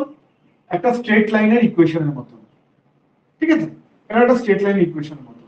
তাহলে হুকস ল অফ দি, ঠিক আছে, কোন মেটেরিয়াল যেটা ডিফর্মেবল মেটেরিয়াল, তার স্ট্রেস এবং স্ট্রেনের গ্রাফ কি হবে? আচ্ছা, স্ট্রেস কে এটা ওয়াই, তাহলে স্ট্রেস কে আমরা ওয়াই আকারে ওয়াই ডিরেকশনে লিখব, এদিকে লিখবো স্ট্রেস। অনেক সময় তোমাদের কনফিউশন হয়ে যায় যে স্ট্রেস কে আমি উপরে লিখবো না নিচে লিখবো, অনেক সময় কনফিউশন হয়, আর এরপরে কনফিউশন হবে না। আমরা জানি y equal to mx plus c, straight লাইনের ইকুয়েশন করছি। তাহলে এবার কি, এখানে y হচ্ছে এটা, m এটা x, ঠিক আছে, তাহলে এদিকে হয়ে গেল আমাদের স্ট্রেট প্লেন। আচ্ছা, এবার আপ টু হুকস ল, যে কোনো মেটেরিয়ালের আপ টু হুকস ল, যে কোনো মেটেরিয়াল একটা স্ট্রেট লাইনে চেঞ্জ হবে। যে কোনো মেটেরিয়াল যে পরিবর্তনটা সেটা স্ট্রেট লাইন, অর্থাৎ স্ট্রেস যত বাড়ছে স্ট্রেনও তত বাড়ছে। এই পয়েন্টে যে স্ট্রেস স্ট্রেন, এখানে যে স্ট্রেস ছিল ধরো এক স্ট্রেস ছিল, স্ট্রেন ধরো এক হয়েছে, একটু আরেকটু বাড়ালাম স্ট্রেসটাকে, ধরো স্ট্রেস ধরো দুই হলো, স্ট্রেনও দুই হলো, সাপোজ, মানে এটাকে বোঝার জন্য বলছি। ঠিক আছে, তাহলে আমাদের এই ধরনের ঘটনা ঘটছে। তাহলে আপ টু প্রপোর্শনালিটি লিমিট অবধি, আপ টু প্রপোর্শনালিটি লিমিট অবধি কি হচ্ছে, আমাদের স্ট্রেস এবং স্ট্রেনের যে রিলেশনশিপটা সেটা একটা স্ট্রেট লাইন হচ্ছে বা সমানুপাতিক হচ্ছে। ওকে, আচ্ছা, এবার এখানে আরেকটা জিনিস বলি, এই লিমিটটাকে আমরা বলি হচ্ছে প্রপোর্শনালিটি লিমিট। ওকে, আচ্ছা, এরপরেও আরেকটুখানি ঘটনা ঘটে, ঠিক সেটা এক্সাক্ট স্ট্রেট লাইন না হলেও অনেকটা স্ট্রেট লাইনের মতন মেটেরিয়াল, এই এই একটা লিমিট আছে, সেই লিমিটটাকে আমরা বলি হচ্ছে ইলাস্টিক লিমিট। কি বলি? Elastic limit. ভালো করে মাথায় রাখবেন, ইলাস্টিক লিমিট। প্রপোর্শনালিটি লিমিটের একটু উপরে, অনেক সময় অনেক ম্যাটেরিয়ালের ক্ষেত্রে এই প্রপোর্শনালিটি লিমিট এবং ইলাস্টিক লিমিট প্রায় এক, ডিফারেন্স করা যায় না। মাইলসের ক্ষেত্রে এগুলো সবগুলো খুব ভালো করে ডিফারেন্সটা করা যায়, ঠিক আছে, সেটা আমরা পড়বো। কিন্তু সাধারণত ম্যাটেরিয়ালগুলোতে এইটা ডিফারেন্স করা যায় না, বা তাহলে সেক্ষেত্রে প্রপোর্শনালিটি এবং ইলাস্টিক লিমিট বলতে পারো প্রায় এক, ঠিক আছে, বা ডিফারেন্স থাকলে খুব মাইল্ড একটা ডিফারেন্স আছে, খুবই মাইল্ড, খুব অল্প। কিন্তু স্যার একটা কোশ্চেন আসে, এই কখনো স্যার ইলাস্টিক লিমিট হয়, কখনো লিমিট অফ প্রপোর্শনালিটি হয়। ওই তো কোশ্চেন আসবে তোমার, হুকস ল ইজ ভ্যালিড ঠিক আছে? ভ্যালিড বললে যদি তোমার কোশ্চেন আছে হুকস ল ইজ ভ্যালিড, অপশনে যদি প্রপোর্শনালিটি লিমিট থাকে তাহলে আপ টু প্রপোর্শনালিটি লিমিট হবে। ঠিক আছে? আর ইলাস্টিক লিমিটটা কি এবার বোঝো। ইলাস্টিক লিমিট হচ্ছে সেই লিমিট যেই অবধি তুমি কোনো একটা বস্তুর উপর বল প্রয়োগ করলে সেই বস্তুটা ডিফরমেশন হলো, ইলংগেট হলো, বা চিপলে কম্প্রেশন হলো, আবার যেই বলটা ছেড়ে দিলে, রিলিজ করে দিলে ফোর্সটা, ও আবার অরিজিনাল শেপে পৌঁছে গেল। তো যতটা অবধি স্ট্রেস দিলে, যতটা অবধি স্ট্রেস দিলে, যে লিমিট অবধি স্ট্রেস যদি তুমি ওই বস্তুটার উপর প্রোভাইড করো এবং সেটাকে ছেড়ে দাও, তাহলে সে আবার অরিজিনাল কন্ডিশনে চলে আসবে। সেই স্ট্রেস লিমিটটাকে পর্যন্ত বলা হয় হচ্ছে ইলাস্টিক লিমিট। তার মানে কি? তার মানে হচ্ছে ইলাস্টিক লিমিটের পরে যদি আরো বস্তুটা ডিফর্ম করে, মানে ইলাস্টিক লিমিট পর্যন্ত স্ট্রেস দিয়েছো, তার চেয়ে বেশি, ধরো ইলাস্টিক লিমিট পর্যন্ত ধরো 10 স্ট্রেস, তুমি 12 স্ট্রেস প্রোভাইড করলে, তাহলে কি হলো, তোমার যে প্রদত্ত যে স্ট্রেস সেটা 10 ক্রস করে গেল। তাহলে 10 ক্রস করে যাওয়ার পরে যদি কোনো স্ট্রেস ওই বস্তুর উপর দাও, তারপরে যদি তুমি সেই স্ট্রেসটাকে ছেড়ে দাও, ও মাল কিন্তু আর আগের জায়গায় ফিরে যেতে পারবে না। তার মানে কি হবে, ওই বস্তুটার মধ্যে একটা পার্মানেন্ট ডিফরমেশন চলে আসবে। ক্লিয়ার? তাহলে ইলাস্টিক লিমিটের ডেফিনেশন কি? ইলাস্টিক লিমিটের ডেফিনেশন হচ্ছে this is the stress level যার চেয়ে বেশি স্ট্রেস যদি প্রোভাইড করো তাহলে মেটেরিয়ালটার মধ্যে একটা পার্মানেন্ট ডিফরমেশন হয়ে যাবে, আর যার কম স্ট্রেস দিলে তার মধ্যে কোনো পার্মানেন্ট, তার মধ্যে যে তার ইলাস্টিক লিমিট অবধি যদি তুমি স্ট্রেস প্রোভাইড করো ওই অবধি, এবং তাহলে কি হবে, সেই স্ট্রেসটা রিমুভ করলেও আবার অরিজিনাল শেপে ফিরে আসবে। ক্লিয়ার? ঠিক আছে, বুঝতে পেরেছো? এই দুটো হচ্ছে ডিফারেন্স। তাহলে তোমাকে যদি পরীক্ষায় কোয়েশ্চেন করে যে সেই স্ট্রেসটা কি বা সেই লিমিটটা কি, যে অবধি বা যেটা ক্রস করলে বস্তুর মধ্যে পার্মানেন্ট ডিফরমেশন চলে আসে, তখন আনসার হবে তোমার ইলাস্টিক লিমিট। আর সেই লিমিটটা কি, যার জন্য যেটা হুকস ল ফলো করে, তার সেটা হবে প্রপোর্শনাল লিমিট। ক্লিয়ার? জলের মতন, আর কোনো আশা করি সমস্যা নেই। ঠিক আছে? আচ্ছা, ইলাস্টিক লিমিটের পরে বস্তুর মধ্যে যে ডিফরমেশন হয়, বস্তুটা তখনই ফেল নাও করতে পারে, যে ডিফরমেশন হয় সেই ডিফরমেশনটাকে আমরা বলি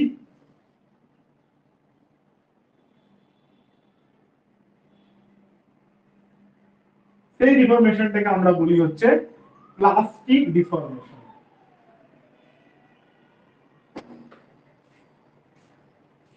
এখান থেকে বস্তুটা ফেল, একদূর অব্দি এখানে গিয়ে বস্তু ফেল করে যাচ্ছে। ঠিক আছে? তাহলে বস্তুকে প্রথমে এবার ভালো করে বোঝো।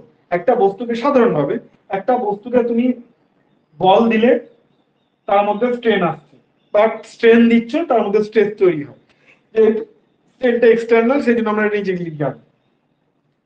টানছো তার মধ্যে, বাইরে থেকে বল দিয়ে টানছো, তার জন্য ভেতরে স্ট্রেস তৈরি হচ্ছে। ঠিক আছে? স্যার তুমি এইভাবে দেখছো, তো স্ট্রেন দিচ্ছ স্ট্রেস হচ্ছে, বা স্ট্রেস দিচ্ছ স্ট্রেন হচ্ছে, যাই বলো না কেন। ঠিক আছে? তো হচ্ছে, এবং এটা বাড়ছে বাড়ছে, তো প্রপোর্শনাল লিমিট পর্যন্ত সে স্ট্রেট লাইনে গেল। তারপরে ইলাস্টিক লিমিট পর্যন্ত গেল। ইলাস্টিক লিমিট পর্যন্ত গেলে কি হবে, ইলাস্টিক লিমিট হচ্ছে এমন একটা লিমিট যেখানে ছেড়ে দিলে ও অরিজিনাল শেপে চলে আসবে। ইলাস্টিক, এরপর ইলাস্টিক লিমিটের পরেও বস্তু কিন্তু ডিফর্ম করতে পারে। তাই ইলাস্টিক লিমিটের পরে যে বস্তুটা ডিফর্ম করবে সেইটাকে বলা হয় হচ্ছে আমাদের প্লাস্টিক রিজিয়ন বা প্লাস্টিক ডিফরমেশন। এই ইলাস্টিক পয়েন্ট না বলে আরেকটা কথা বলে ইল্ড স্ট্রেস। ঠিক আছে? আরেকটা কথা বলে ইল্ড স্ট্রেস, আরেকটু ইলাস্টিক লিমিট থেকে আরেকটু উপরে যেটা হয় সাধারণত, better to say yield stress. ঠিক আছে? সেই ব্যাপারে আমি ডিটেইলস সব বলবো। তো এই যে ইলাস্টিক লিমিটের কাছাকাছি একটা ধরো লিমিট ইল্ড স্ট্রেস। ঠিক আছে? তো ইল্ড স্ট্রেস পর্যন্ত বা ইলাস্টিক লিমিটের পরে যেটা হয় ডিফরমেশন, সেটা হয়ে যায় হচ্ছে প্লাস্টিক ডিফরমেশন। এবার চলে আসলে হচ্ছে আমরা ডাক্টিলিটি। ডাক্টিলিটি হচ্ছে এমন একটা বস্তুর ধর্ম বা মেটেরিয়ালের ধর্ম, যে যে যে ধর্মের জন্য বস্তুর এই প্লাস্টিক ডিফরমেশনটা হিউজ হয়। তাহলে এটাকে আমি ডিফাইন করতে পারি, it's a property by virtue of which material gets large plastic deformation before fracture. অর্থাৎ এই যে ফ্র্যাকচার করলো, এখানে বস্তু ভেঙে গেল, নষ্ট হয়ে গেল, ফ্র্যাকচার হওয়ার আগে, ঠিক আছে, এই যেটা আমার প্লাস্টিক রিজিয়ন, ফ্র্যাকচার হওয়ার আগে এই প্লাস্টিক রিজিয়নে যদি লার্জ ডিফরমেশন দেখায়, অনেকটা ডিফর্ম করছে ভেঙে যাওয়ার আগে, ইলাস্টিক লিমিট ক্রস করার পরে এবং ভেঙে যাওয়ার আগে, এই মাঝখানে যদি কোনো বস্তু অনেকটা ডিফরমেশন দেখায়, ঠিক আছে, এই ধরনের বস্তুকে আমরা বলবো হচ্ছে ডাকটাইল মেটেরিয়াল, বা এই ধরনের মেটেরিয়াল দিয়ে যে বস্তুটা তৈরি সেটাকে আমরা বলি ডাকটাইল মেটেরিয়াল বা ডাকটাইল বস্তু। ক্লিয়ার? যে ক্ষেত্রে আমরা স্টিলের ক্ষেত্রে যেটা হয়, স্টিলের ক্ষেত্রে দেখবে, স্টিলের ক্ষেত্রে ইল্ড স্ট্রেস বা ইলাস্টিক লিমিট ক্রস করলেও ওকে অনেকটা টানা যায়, ঠিক আছে, সেজন্য স্টিলের ডাকটিলিটি বেশি, সেই জন্য স্টিলকে আমরা স্ট্রাকচারাল মেটেরিয়াল হিসেবে ইউজ করি, ঠিক আছে। ওকে, আচ্ছা, এর উল্টো যে মেটেরিয়ালটা হয় সেটা হচ্ছে এই প্রপার্টি জাস্ট উল্টো, সেটা হচ্ছে ব্রিটেল। ব্রিটেল বা ব্রিটেলনেস বল বা ব্রিটেল মেটেরিয়াল। ব্রিটেল মেটেরিয়াল কি? ব্রিটেল মেটেরিয়াল হচ্ছে যার ইলাস্টিক লিমিট ক্রস করার পর যে প্লাস্টিক রেঞ্জ আসবে, প্লাস্টিক রেঞ্জ অফ ডিফরমেশন, সেটা খুবই নেগলিজেবল বা খুবই অল্প বা নেই বললেই চলে। অর্থাৎ যেই ধরনের মেটেরিয়াল, যে মেটেরিয়াল গুলো মধ্যে প্লাস্টিক ডিফরমেশনটা খুবই লো হয় বা নেই বা লো হয়, সেই ধরনের মেটেরিয়ালকে আমরা বলি হচ্ছে ব্রিটল মেটেরিয়াল, ঠিক আছে। তাহলে এখানে কি হবে? Low degree of plastic deformation,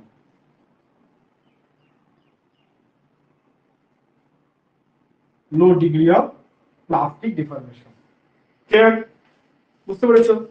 ঠিক আছে, তাহলে প্লাস্টিক ডিফরমেশন খুব কম হবে। এর উদাহরণ কি? সে গ্লাস, মানে হচ্ছে কাঁচ, ঠিক আছে, কাঁচ হচ্ছে ব্রিটল মেটেরিয়াল। ক্লিয়ার? কংক্রিট হবে sir? Concrete to brittle material, yes, concrete to brittle material, definitely concrete to brittle material, ঠিক আছে। আচ্ছা, তাহলে ব্রিটল মেটেরিয়ালের গ্রাফ কিরকম হবে দেখতে? এটা তো আমি একটা ডাকটাইল মেটেরিয়ালের গ্রাফ করছি, কারণ এখানে অনেকটা হয়েছে, এতটা গেছে। তো ব্রিটল মেটেরিয়ালের গ্রাফ কিরকম হবে? ব্রিটল মেটেরিয়ালের গ্রাফ হয় সাধারণত এরকম। এটা ধরো ইলাস্টিক লিমিট, ইলাস্টিক লিমিটের পর আর এইটুখানি থাকে, এটা একটা ব্রিটল মেটেরিয়ালের স্ট্রেস স্ট্রেন গ্রাফ, ঠিক আছে।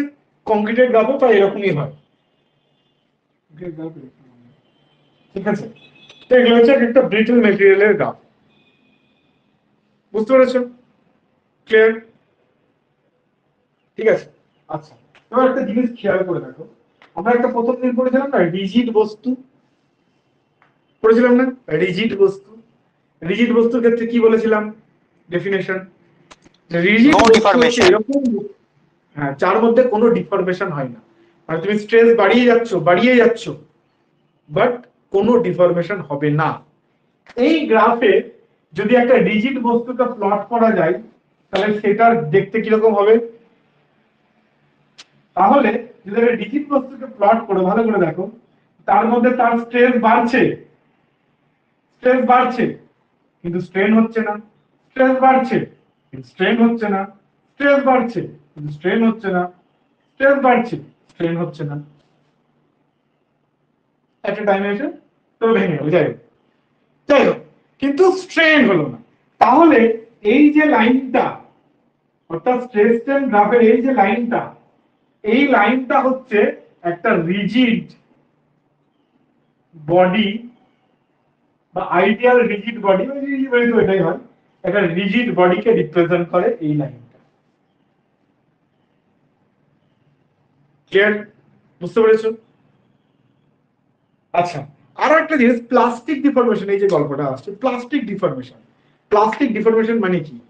প্লাস্টিক ডিফরমেশন হচ্ছে মানে কি? প্লাস্টিক ডিফরমেশন হচ্ছে মানে হচ্ছে একটা বস্তু, কঠিন বস্তু, ঠিক আছে, এবার কঠিন বস্তুকে যখন তুমি টানছো, ঠিক আছে, এবার টানার ফলে কি হয়, ওর ভেতরে স্ট্রেস তৈরি মানে কি, ওর মধ্যে যে মলিকুল গুলো থাকে সেই মলিকুল গুলোর মধ্যে অ্যাট্রাকশন ফোর্স থাকে, ঠিক আছে।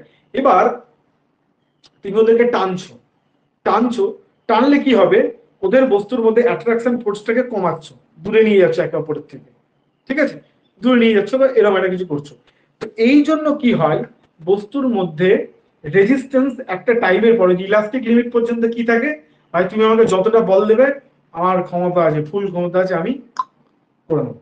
কিন্তু ইলাস্টিক লিমিট ক্রস করে যাওয়ার পরে কি হয়, বস্তু বলে ভাই আমি হার মেনে যাচ্ছি, আমি আর পারছি না, আমাকে যত বল দিচ্ছ আমি আর আগের অবস্থায় যেতে পারছি না, ঠিক আছে। তার মানে তখন কি হচ্ছে, বস্তুর মানে রেজিস্ট্যান্স প্রডিউস করার ক্ষমতাটা কমে যাচ্ছে। মানে যে বাচ্চাটার ক্ষেত্রে বলেছিলাম, উদাহরণ দিয়েছিলাম, ও 2 কেজি ওজন তোলে, ওকে তুমি 10 কেজি তুলতে দাও, তাহলে কি হবে, ও পারবে না, ওর নিজের হাতি বেঁকিয়ে যাবে, মানে ওর রেজিস্ট্যান্স কম কম পড়ে যাচ্ছে, বুঝতে পেরেছো, ওই লোডের এগেনস্ট রেজিস্ট্যান্স কম পড়ে যাচ্ছে। ঠিক এই ক্ষেত্রেও তাই হয়, প্লাস্টিক ডিফরমেশন মানে হচ্ছে কি, যখন বস্তুর মধ্যে যে বল আসছে তার তুলনায় রেজিস্ট্যান্স আর অত ও ক্রিয়েট করতে পারছে না, তখন যে ডিফরমেশন হচ্ছে, অর্থাৎ স্ট্রেস আর সেভাবে বাড়ছে না, রেজিস্ট্যান্স ক্রিয়েট করতে পারছে না, মানে কি ফোর্স আসছে, রেজিস্ট্যান্স ক্রিয়েট করতে পারছে না মানে কি, তার স্ট্রেস বাড়ছে না। কেন কি, স্ট্রেস মানে কি, resistance force divided by area, তো রেজিস্ট্যান্স ফোর্স যদি না বাড়ে তাহলে স্ট্রেসও বাড়বে না। সেই জন্য প্লাস্টিক ডিফরমেশনের ক্ষেত্রে স্ট্রেস ওইভাবে বাড়ে না, কিন্তু ডিফর্ম করে যাচ্ছে মেটেরিয়াল, ডিফর্মেশন হয়ে যাচ্ছে, স্ট্রেন হয়ে যাচ্ছে, কিন্তু স্ট্রেস বাড়ছে না, মানে ছেড়ে দিয়েছে হাল। তাহলে একটা আইডিয়াল প্লাস্টিক বস্তু কে যদি তুমি দেখাতে চাও, তাহলে কোন লাইন বরাবর দেখাবে, এই গ্রাফে এই লাইন বরাবর। কেন কি, তুমি ধরো স্ট্রেন হচ্ছে, কোনো স্ট্রেস নেই, স্ট্রেন হচ্ছে, কোনো স্ট্রেস ইনডিউস হচ্ছে না, কোনো স্ট্রেন হচ্ছে, কোনো স্ট্রেস ইনডিউস হচ্ছে না। তাহলে এই যে লাইন, এটা একটা আইডিয়াল প্লাস্টিক ডিফরমেশনকে নির্দেশ করে, এই লাইনটা একটা আইডিয়াল প্লাস্টিক ডিফরমেশনকে নির্দেশ করে। কেন কি, এই লাইনটা দেখো, এখানে কোনো স্ট্রেস নেই, মানে ওর মধ্যে কোনো রেজিস্ট্যান্স নেই, মানে আইডিয়াল প্লাস্টিক মানে হচ্ছে ভাই আমার আর কোনো রেজিস্ট্যান্সই নেই, মানে ধরো আমার সমস্ত হাড়গুড় ভেঙে দিয়েছো তুমি, এবার আমাকে যদি কোনো কিছু দাও, ওয়েট তুলতে দাও, যাই করতে দাও, কিছুই করতে হবে না, তুমি এখানে দাও, আমার টুক করে আমরা দেখে গেল। পুরো যদি হাত যদি ভেঙে যায়, না অনেকের অ্যাক্সিডেন্টে হাত ফাত এমন করে ভেঙে যায়, একদম ঝুলে যায়, একদম গুঁড়ো গুঁড়ো হয়ে যায়, তখন কি হয়, তাহলে তুমি ওখানে কোনো স্ট্রেস দাও, কিছুই নিতে পারে না, ওর মধ্যে কোনো রেজিস্ট্যান্সই নেই। এক্ষেত্রে তাই আইডিয়াল প্লাস্টিক মেটেরিয়াল ক্ষেত্রে কোনো রেজিস্ট্যান্স নেই। সেই জন্য আমরা বলছিলাম সয়েলে প্লাস্টিক স্টেটে পৌঁছে যাওয়া মানে কি, ওর উপর একটুখানি বল দাও, ও কিন্তু ও আর নিতে পারবে না, ও তাতে ডিফর্ম করে যাবে। লিকুইড হচ্ছে একটা আইডিয়াল প্লাস্টিক স্টেটে থাকে, মানে ওকে বল দিলেও ডিফর্ম করে যাবে, ওর কোনো রেজিস্ট্যান্স নেই। তো আইডিয়াল প্লাস্টিক মেটেরিয়াল হচ্ছে এমন একটা মেটেরিয়াল যার ভেতরে কোনো রেজিস্ট্যান্স থাকে না, ফলে ওকে একটুখানি বল দিলে ও ডিফর্ম করে যায়। ক্লিয়ার, এটা হচ্ছে আইডিয়াল প্লাস্টিক। আর রিজিড হচ্ছে ঠিক উল্টো। এক্সাম্পলটা কি বললেন, কি ফ্লুইড আইডিয়াল, ফ্লুইডও যদি বা আইডিয়াল হয় না, বাট আইডিয়াল ফ্লুইড একটা, যেগুলো ফ্লুইড যদি আমরা ধরে নিই আইডিয়াল, কারণ ফ্লুইড আইডিয়াল হয় না, ঠিক আছে, যাই হোক, এমনি যে আমরা যে অ্যাকচুয়াল যে ফ্লুইড দেখি সেগুলো কেউ আইডিয়াল নয়, বাট আইডিয়াল ফ্লুইড যদি হতো তাহলে সে আইডিয়াল, এই আইডিয়াল প্লাস্টিক হতো। ক্লিয়ার। আর রিজিড মানে কি, একদম উল্টোটা, ওকে তুমি যতই স্ট্রেস দাও ও কোনো ডিফর্ম করবে না, দ্যাট ইজ রিজিড। ক্লিয়ার, বস্তু এই। আর ডাক্টিলিটি ব্রিটেলনেস হচ্ছে মাঝামাঝির গল্প, ঠিক আছে। ডাক্টিলিটির মানে হচ্ছে তার মধ্যে প্লাস্টিসিটি গল্পটা একটু বেশি, আর ব্রিটেলনেস মানে কি তার মধ্যে রিজিডিটিটা একটু বেশি, বুঝতে পেরেছো। তাই এই হচ্ছে পুরো জিনিস। আশা করি এরপরে মাথার মধ্যে এমন ভাবে এটা গেঁথে গেল, এটা মনে হয় না আর কোনোদিনও কিছু ভুলবে। ডাক্টিলিটির আর ব্রিটেলনেস, আইডিয়াল, হ্যাঁ, এইগুলো নিয়ে আর আশা করি কোনো কনফিউশন তোমাদের আর কোনোদিনও হবে না। ওকে,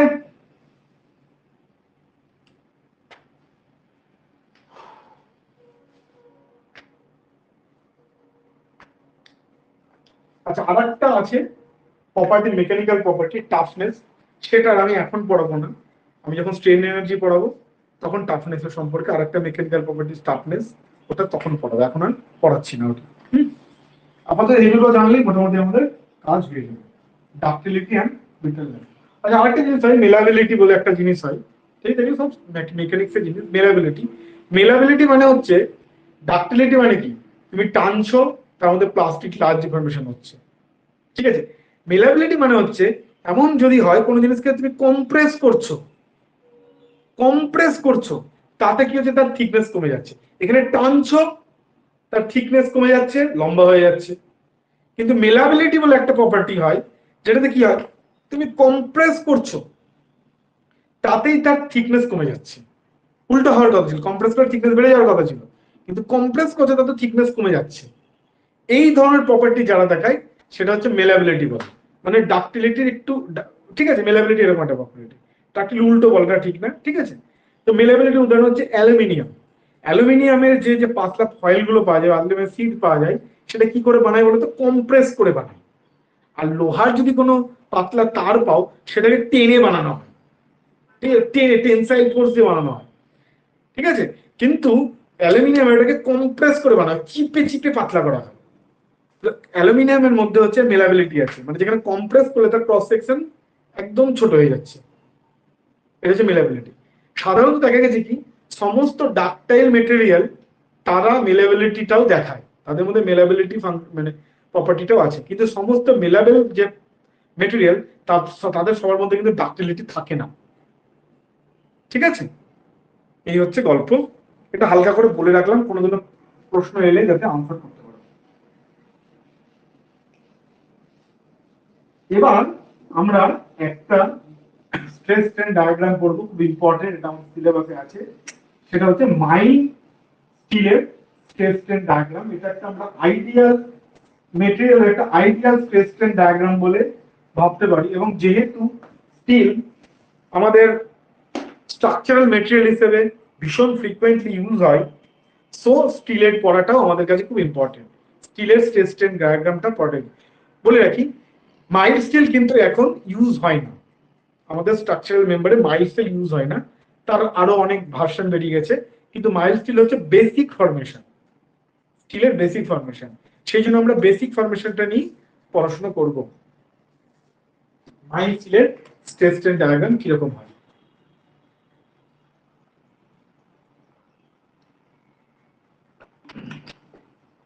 প্রথম কথা, মাইল্ড স্টিল কিন্তু একটা ডাকটাইল মেটেরিয়াল, ঠিক আছে। মাইল্ড স্টিল কিন্তু একটা ডাকটাইল মেটেরিয়াল। তার স্ট্রেস স্ট্রেন ডায়াগ্রামটা দেখি কিরকম হচ্ছে।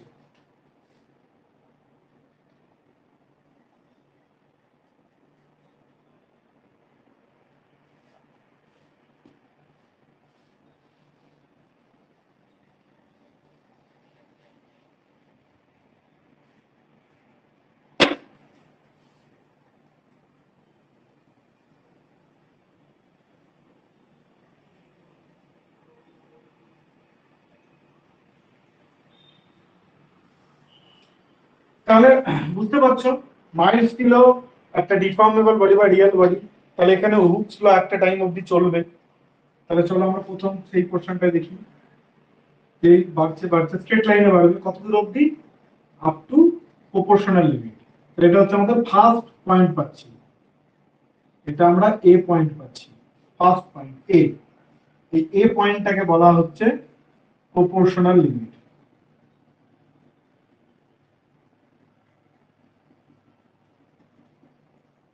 প্রপোর্শনাল লিমিট অর্থাৎ এই অবধি আমাদের কি আছে, স্ট্রেস ভ্যারিজ দ্য স্ট্রেন, মানে হুকস ল চলে, অর্থাৎ স্ট্রেস ভ্যারিজ দ্য স্ট্রেন, অর্থাৎ Hooke's law applicable up to this limit. Clear? আচ্ছা, এবার এরপরে কি হয়, এরপরে হচ্ছে আরেকটু কিছুটা থাকে এই অবধি, সেটা হচ্ছে আমাদের পয়েন্ট বি। পয়েন্ট বি হচ্ছে elastic limit.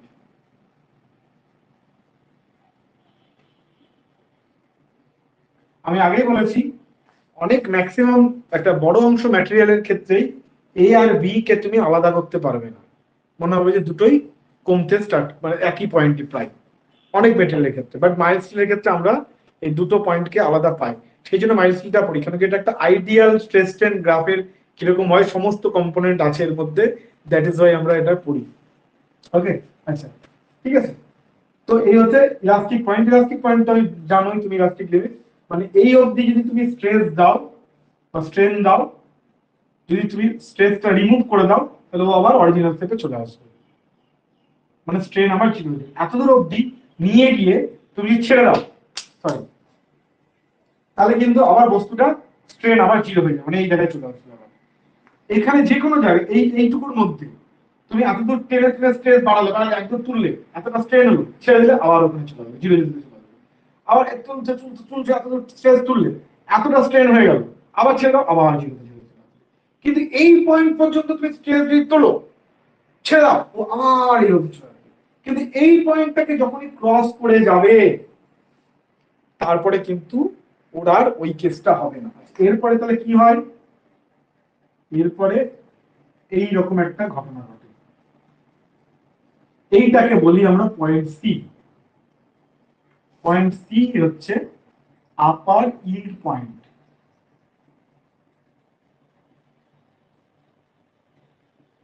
Upper yield point. Now what is yield? Yield মানে কি? ইল্ড মানে হচ্ছে পাতি কথা, তুমি একটা বস্তুকে দুদিক থেকে টানছো, টানার পর কি হচ্ছে, আচ্ছা বাই দ্য ওয়ে, এই যে মাইল স্কেলে যে আমি স্ট্রেস ডায়াগ্রামটা ড্র করছি, এটা কি করে পেলাম এই ডায়াগ্রামটা? এটা পাই হচ্ছে ইউনিভার্সাল টেস্টিং মেশিন। এরকম একটা মেশিন পাই, তোমরা ল্যাবরেটরিতে দেখেছো, ঠিক আছে? এটা জাম্বো টাইপের একটা মেশিন হয়, আর এখান থেকে দুটো এরকম থাকে, সেখানে আমরা একটা স্টিলের রড কে এরকম করে লাগিয়ে দিই, ঠিক আছে? এই রডটাকে মেশিনটা অন করে দিই, এরকম করে টানে, ঠিক আছে? এটাকে বলে ইউনিভার্সাল টেস্টিং মেশিন, ঠিক আছে? এখানে একটা রড বা একটা লোহার করে যেটা টেস্ট করব, যে মাইলসিলটা, সেটাকে আমরা এখানে লাগাই, ঠিক আছে? আচ্ছা, এই লাগানোর একটা গল্প আছে। দেখবে আমরা যখন কোনো স্টিলকে লাগাই, তখন স্টিলের গায়ে এরকম রিব গুলো থাকে, ঠিক আছে? এই রিব পোর্শন মানে হচ্ছে এখানে ক্রস সেকশনটা বেশি, এই রিব পোর্শনের ক্রস সেকশন, এর মাঝখানে যে লেন্থটা, এটাকে আমরা সাধারণত গজ লেন্থ বলি, গেজ লেন্থ। বলতে পারো যে দুটো গ্রিপ, এই যে এখানে একটা গ্রিপ লাগালাম, এখানে একটা গ্রিপ লাগালাম, মানে উঁচু অংশ,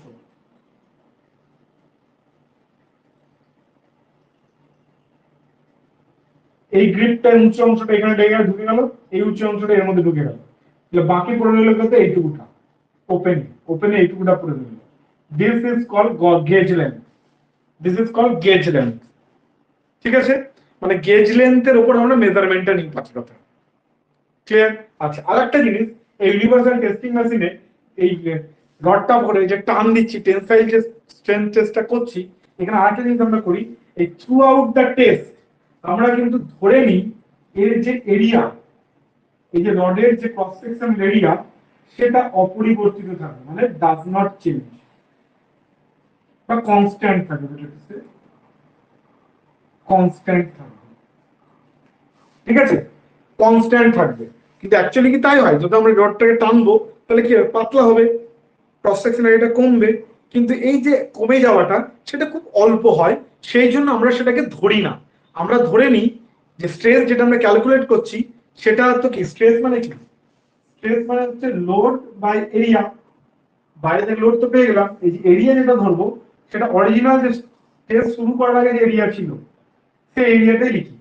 কারণ টেস্ট স্টার্ট হয়ে যাওয়ার পর এরিয়া কমতে পারে, তো সেই কমে যাওয়া এরিয়াটাকে আমরা ধরি না, সেই আগের এরিয়ার প্রথম ইনিশিয়াল এরিয়াটাকে নিয়েই আমরা সমস্ত স্ট্রেস ক্যালকুলেশন করি, ঠিক আছে?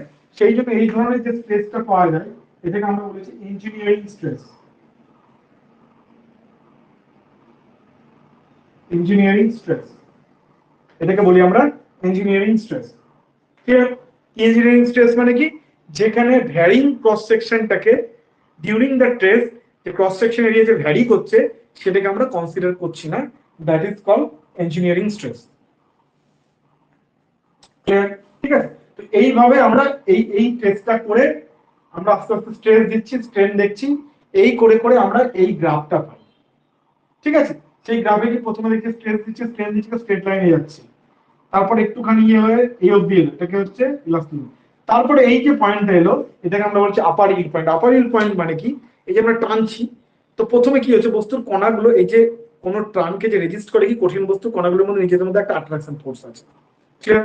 এবার এই অ্যাট্রাকশন ফোর্স কি তুমি বাইরে থেকে টানলে সেটাকে রোধ করে, সেটা হচ্ছে স্ট্রেস তৈরি করে। এবার তুমি খুব টানছো খুব টানছো খুব টানছো, তাহলে কি হবে? ইলংগেশন হচ্ছে, এবং ইলংগেশন হওয়ার সাথে এরকম করে কণাগুলো একের অপর থেকে দূরে যাচ্ছে। ঠিক আছে, এবার কণাগুলো যখন এত কাছে ছিল, তোমরা জানো যে কোহেশন ফোর্স, যে নিজেদের মধ্যে আকর্ষণ বল, সেটা নিজেদের মধ্যে ডিস্টেন্সের উপর ডিপেন্ড করে। মানে খুব কাছে থাকলে খুব অ্যাট্রাকশন ফোর্স, দূরে গেলে অ্যাট্রাকশন কমতে থাকে। তুমি টানছো টানছো টানছো, তাহলে একে অপর থেকে দূরে যাচ্ছে। দূরে যাওয়ার সঙ্গে সঙ্গে কি হয়? রেজিস্ট্যান্স ফোর্সও কিন্তু কমতে স্টার্ট করে। তো ইন্ড পয়েন্ট হচ্ছে সেইরকম একটা পয়েন্ট যেখানে গিয়ে এই কণাগুলোর মধ্যে একটা সাফিসিয়েন্ট, মানে একটা অ্যামাউন্ট অফ ডিস্টেন্স ক্রিয়েট হয়েছে কণাগুলোর মধ্যে, যে কারণে কি হয়, যে কারণে কি হয়, তখন ওর মধ্যে রেজিস্ট্যান্সটা কমতে স্টার্ট করে। কেন কি? অ্যাট্রাকশন ফোর্সই তোর মধ্যে রেজিস্ট্যান্স ক্রিয়েট করা ছিল, কিন্তু টানতে টানতে একটা পোর্শনে গিয়ে কি হয়, এতটা দূরত্ব বেড়ে গেল, তোর অ্যাট্রাকশন ফোর্স কমতে স্টার্ট করে দিল। ঠিক আছে, তো এই যে পয়েন্টের পর গিয়ে, যে পয়েন্টের পর গিয়ে অ্যাট্রাকশন ফোর্সটা কমতে স্টার্ট করে দেবে, সেই পয়েন্টটাকে বলছি আমরা আপার ইল পয়েন্ট। এবং দেখো কমতে স্টার্ট করে দিল মানে কি? মানে হচ্ছে তুমি এর উপর আর তুমি এর উপর কোনো লোড চাপাচ্ছ, রেজিস্ট্যান্স কমে যাওয়া মানে কি? লোড চাপাচ্ছ, আর লোড নিচ্ছে না, লোড আর বাড়ছে না, উল্টে কি হচ্ছে? স্ট্রেন বেড়ে যাচ্ছে। দেখো এখানে কি হচ্ছে, নামতে স্টার্ট করেছে, মানে স্ট্রেস আর বাড়ছে না, উল্টে কমে যাচ্ছে। স্ট্রেস ছেড়ে দিচ্ছে, স্ট্রেস ছেড়ে দিচ্ছে, কিন্তু স্ট্রেন কিন্তু বেড়ে যাচ্ছে, স্ট্রেন কিন্তু বাড়ছে, কিন্তু স্ট্রেস কমে যাচ্ছে। কমে যাওয়ার পর এই একটা পয়েন্ট আছে, যেটাকে আমরা বলি হচ্ছে point D. This is called lower yield point. আচ্ছা, এই ইল্ডিং হয়ে গেল মানে, এই ইল্ডিং হয়ে গেল মানে ওর মধ্যে আবার প্লাস্টিক ডিফরমেশন চলে আসবে। মানে ওই যে একবার দূরে চলে গেল, অ্যাট্রাকশন ফোর্স কমে গেল, এই কারণে ও আর আগের অবস্থায় ফিরে যেতে কোনোদিনই পারবে না, ওর মধ্যে একটা পার্মানেন্ট ডিফরমেশন হয়ে গেল। ঠিক আছে, তো এইটাই হচ্ছে লোয়ার ইল্ড পয়েন্ট, এই যেখানে সেখানে স্ট্রেস কমলো। এবার হয় কি, এবার ঘটনা হয় কি, যে আমরা সব ম্যাটেরিয়াল গুলো ইউজ করি, সেই ম্যাটেরিয়াল গুলো না খুব ইউনিফর্ম নয়। ইউনিফর্ম মানে কি? আমাদের এরকম একটা ম্যাটেরিয়াল, ম্যাটেরিয়ালের যে প্রত্যেকটা অণুগুলো, আমি যদি দেখাচ্ছি, ধর অণুগুলো এরকম সুন্দর করে সুসজ্জিত আছে। হ্যাঁ, এটা গ্রাফ দেখাচ্ছি আমি, এরকম সুন্দর করে সুসজ্জিত আছে, এটা হলো আইডিয়াল ম্যাটেরিয়াল। ঠিক আছে, একটা আইডিয়াল স্বামী স্ত্রী রিলেশনশিপের মতন, বা বয়ফ্রেন্ড গার্লফ্রেন্ড রিলেশনশিপের মতন। বাবু তুমি খেয়েছো? হ্যাঁ আমি খেয়েছি। তুমি ঘুমিয়েছো? আমি ঘুমিয়েছি। ঠিক আছে, আমি ঘুমোলাম। ঠিক আছে, কিন্তু there is nothing in real, real এরকম কোনো আইডিয়াল রিলেশনশিপ হয় না। ঠিক একই রকম ভাবে এরকম এখানে সুসজ্জিত ভাবে থাকে না। থাকে কিভাবে? অ্যাব্রাপ্ট থাকে, এখানে ধরো বেশি কণাগুলো আছে, এখানে কয়েকটা কম কণা আছে, এখানে আবার কিছু বেশি কণা আছে, আবার এখানে কিছু কম কণা আছে। সো কোথাও বেশি ডেন্স আছে, কোথাও একটা হালকা আছে, কোথাও ডেন্স আছে, কোথাও হালকা আছে, এরকম ভাবে সুসজ্জিত থাকে। এবার হয় কি, সেই জন্য এই যে যখন তুমি টানছো টানছো, টানতে টানতে টানতে টানতে কি হলো, একটা দূরত্বে গেল, দূরত্বে যাওয়ার পর ওর মধ্যে রেজিস্ট্যান্স কমতে স্টার্ট করলো, আপার ইয়েন্ড পয়েন্ট থেকে স্ট্রেস কমতে স্টার্ট করলো।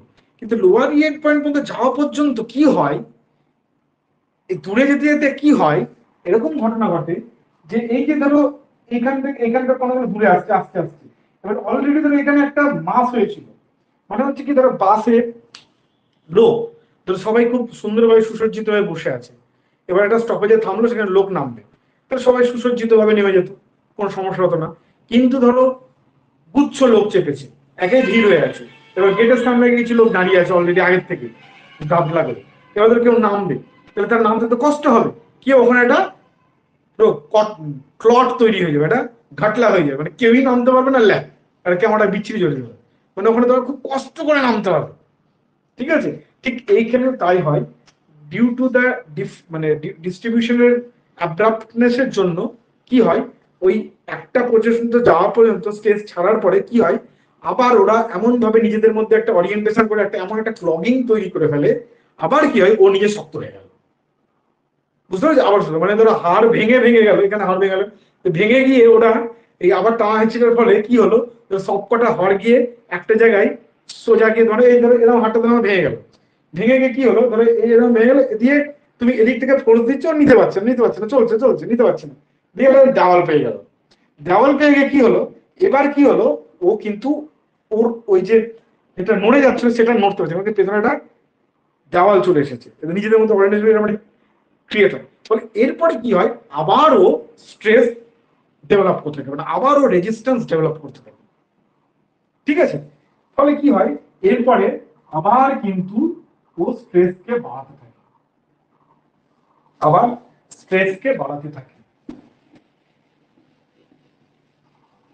ঠিক আছে, আবার ও স্ট্রেসকে বাড়াতে থাকে, এবং এতদূর অবধিও ম্যাক্সিমাম বাড়ে। এই পয়েন্টটা হচ্ছে ই পয়েন্ট। ই পয়েন্টটাকে বলা হয় হচ্ছে ম্যাক্সিমাম বা ultimate, better to say ultimate stress, ultimate stress. এবং এই পোর্শনটাকে বলা হয় হচ্ছে স্ট্রেন হার্ডেনিং।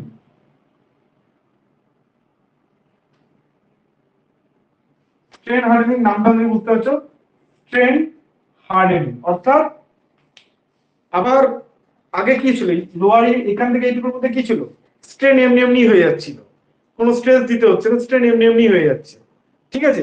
কিন্তু না, এখানে আবার স্ট্রেন করাতে গেলে আবার স্ট্রেস দিতে হচ্ছিল। So this is called strain hardening, ঠিক আছে। It is become harder to give strain, so this portion is called strain hardening. এবং এই যে ইল্ড যেহেতু হয়ে গেল, ইল্ড হয়ে যাওয়ার পরে এই যে গল্পটা, এই পোর্শনটা ইল্ড হয়ে গেল মানে কি পার্মানেন্ট ডিফর্মেশন হয়ে গেল। আর পার্মানেন্ট ডিফর্মেশন হয়ে যায় সেটাকে আমরা কি বলি, প্লাস্টিক ডিফর্মেশন।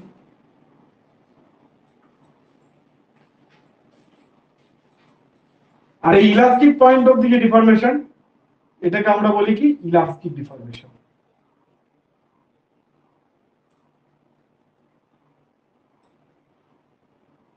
এটা হচ্ছে ইলাস্টিক ডিফর্মেশন, এটা হচ্ছে আমাদের প্লাস্টিক ডিফর্মেশন। আচ্ছা, এবার ম্যাক্সিমাম ম্যাটেরিয়ালের ক্ষেত্রে এই যে এই জায়গাটা,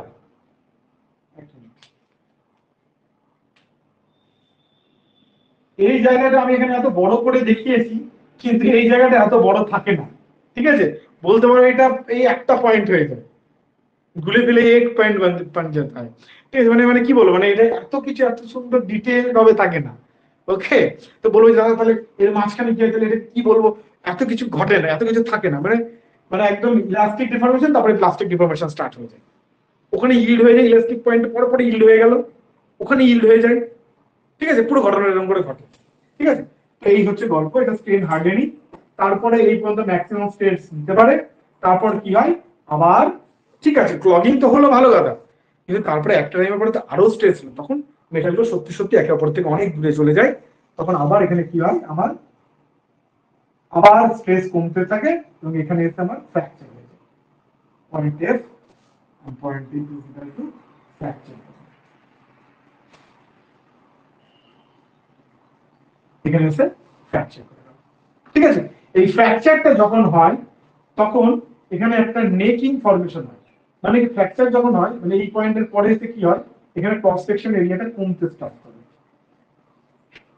এরকম করে কমতে স্টার্ট করে, কমতে স্টার্ট করতে করতে করতে গিয়ে একটা টাইমের পরে গিয়ে, যেমন এখানে ফ্র্যাকচার হওয়ার আগে কি হয়,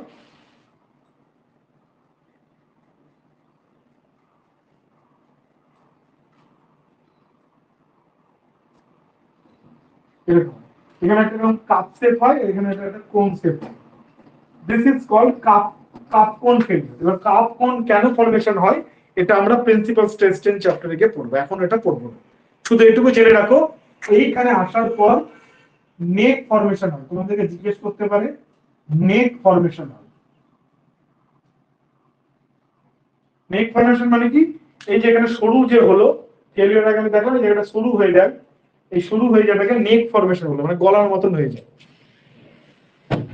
নেক ফর্মেশন কি পয়েন্ট পেরোনোর পর স্টার্ট হয়, ইয়েস, ই পয়েন্ট পেরোনোর পর স্টার্ট হয় নেক ফর্মেশন, ঠিক আছে। সেই কারণে এটা অ্যাকচুয়ালি কমছে, ঠিক আছে, দেখাচ্ছে কমছে, কিন্তু অ্যাকচুয়ালি কমে না, অ্যাকচুয়ালি কমে না, হ্যাঁ, এটা বাড়ে, কোন স্ট্রেস এরকম করে না, এরকম বাড়ে ট্রুটা যদি তুমি না, কিন্তু যেটা আমরা ইঞ্জিনিয়ারিং স্ট্রেস দেখছি, ইঞ্জিনিয়ারিং স্ট্রেস মানে কি বললাম আগে, P/A, এটাকে আমরা কনস্ট্যান্ট ধরে নিই, ঠিক আছে, এটাকে আমরা কনস্ট্যান্ট, এটাকে কনস্ট্যান্ট ধরে নিই, কিন্তু কি হয় নেট ফরমেশনে রেখে এ কমতে থাকে, এ রিডিউস হতে থাকে, এ কমতে থাকে, ঠিক আছে, এবং পি তে যাওয়া যায়, তাহলে এটা অ্যাকচুয়ালি এটা একটুখানি উঁচু হয়ে বাড়ার কথা ছিল, কিন্তু যেটাকে আমরা একটা কনস্ট্যান্ট ধরে নিয়েছি সেই জন্য এটার নম্বর কমে যায়। যাই হোক, সেটা দিও না, এইখানে নেট ফরমেশন হয়, নেট ফরমেশনে ফেলিওর হয়, ফেলিওরে কাপ কোন ফরমেশন হয়। ওকে, এটা গেল টোটাল আমাদের টোটাল গল্প একটা মাইল স্কিলের স্ট্রেস স্ট্রেন কার্ভ। ক্লিয়ার? আমাদের মোটামুটি theory part, stress strain related যত গল্প আছে মেইন থিওরি প্লাস তার সাথে সাথে আমরা ফার্স্ট প্রিন্সিপাল স্ট্রেস স্ট্রেন চ্যাপ্টারটাও কমপ্লিট করে ফেললাম। নেক্সট ক্লাসে আমরা ভ্যারিং সেকশনে, একটা সেকশনের ক্ষেত্রে কতটা ইলংগেশন সেগুলো তো বার করলাম, এবার আমাদের ভ্যারিং সেকশনে কি হয়, ঠিক আছে, রাউন্ড সেকশনে কি হয়, তারপরে যে বিভিন্ন ইলাস্টিক কনস্ট্যান্ট গুলো আছে তাদের মধ্যে সম্পর্ক কি, এটা আমরা নেক্সট ক্লাসে করবো, তারপরে প্রিন্সিপাল স্ট্রেসে ঢুকবো। ওকে, তাহলে আজকের ক্লাসটা এইটুকুই। যদি তোমাদের কারো কোনো প্রশ্ন থাকে চাটপাট করে ফেলো, না হলে আমি ছাড়বো।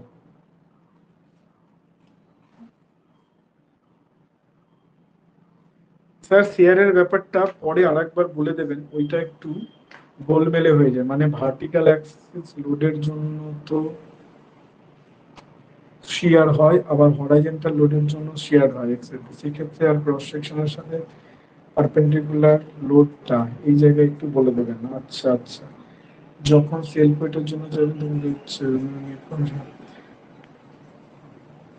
না ওটা অবশ্যই শেয়ার তো যখন আমি শেয়ার পড়াবো, ঠিক আছে, তখন তো ডেফিনেটলি ভেতরে বলে দেবো না, ওর লম্ব হয় না, মানে তুমি বলতে চাইছো এরকম করে যখন হচ্ছে তখন তো হচ্ছে এক, আর আমি এরকম করে দেখাচ্ছি যেটা পারপেন্ডিকুলার হয়ে যাচ্ছে, ব্যাপারটা ওরকম না, লেয়ারে সবসময় ট্যানজেনশিয়াল হলেই সেটা শেয়ার হয়। শেয়ার কি করে তৈরি হয় তার ডিটেলিংটা বলবো, অসুবিধা নেই বলবো, একদম ভেতরে কি হচ্ছে ম্যাটেরিয়ালে, কোন জিনিসটাকে শেয়ার বলছি, এবং শেয়ারের জন্য কি করে বেন্ডিং হচ্ছে, সমস্ত ডিটেলে বলবো, কোনো চাপ নেই, ঠিক আছে। শুধু দেখো শেয়ার মানে হচ্ছে ট্যানজেনশিয়ালি কাজ করছে, যে কোনো লেয়ারে ট্যানজেনশিয়ালি করবে। তুমি তুমি ভাবছো হয়তো লম্ব হয়ে যাচ্ছে, না হচ্ছে না, ভুল ভাবছো তুমি, হয় না। শেয়ার মানে কোনো প্লেনের সাথে ট্যানজেনশিয়ালি কাজ করবে, যদি লম্ব হয় তাহলে সেটাকে শেয়ার বলবো না। তুমি দেখে মনে হচ্ছে এরকম হচ্ছে তাহলে লম্বতে কাজ করছে না, তাহলে ভুল, তুমি ভুল ভাবছো। ওকে, মানে ভুল হচ্ছে কিছু একটা। ওকে, শিয়ার মানে প্লেনের সাথে ট্যানজেনশিয়ালি কাজ করবে, এটা একদম মাথার মধ্যে ঢুকিয়ে নাও। ক্লিয়ার? আর নর্মাল মানে হচ্ছে প্লেনের সাথে নর্মাল ভাবে কাজ করবে, তো শিয়ার মানে ট্যানজেনশিয়ালি। ফলে যদি তোমার মনে হচ্ছে যে হয়তো লম্ব হচ্ছে কি না, তাহলে তোমার ভুল মনে হচ্ছে, ঠিক আছে। এখন অব্দি যেটুকু বললাম সেটুকু মাথার মধ্যে ক্লিয়ার কিনা দেখো। শিয়ার মানে ট্যানজেনশিয়ালি কাজ করবে, নর্মাল স্ট্রেস তো নর্মাল ভাবে কাজ করবে, প্লেনের সাথে নর্মাল ভাবে, গল্প শেষ, ঠিক আছে। আর এই অবধি পড়লে সবার মোটামুটি তাহলে আর কারো কোনো কনফিউশন নেই যতটুকু বুঝতে পারছি। হ্যাঁ একদম, ওকে, ঠিক। স্যার নেক্সট মানে ক্লাস কবে নেবেন, স্যাটারডে?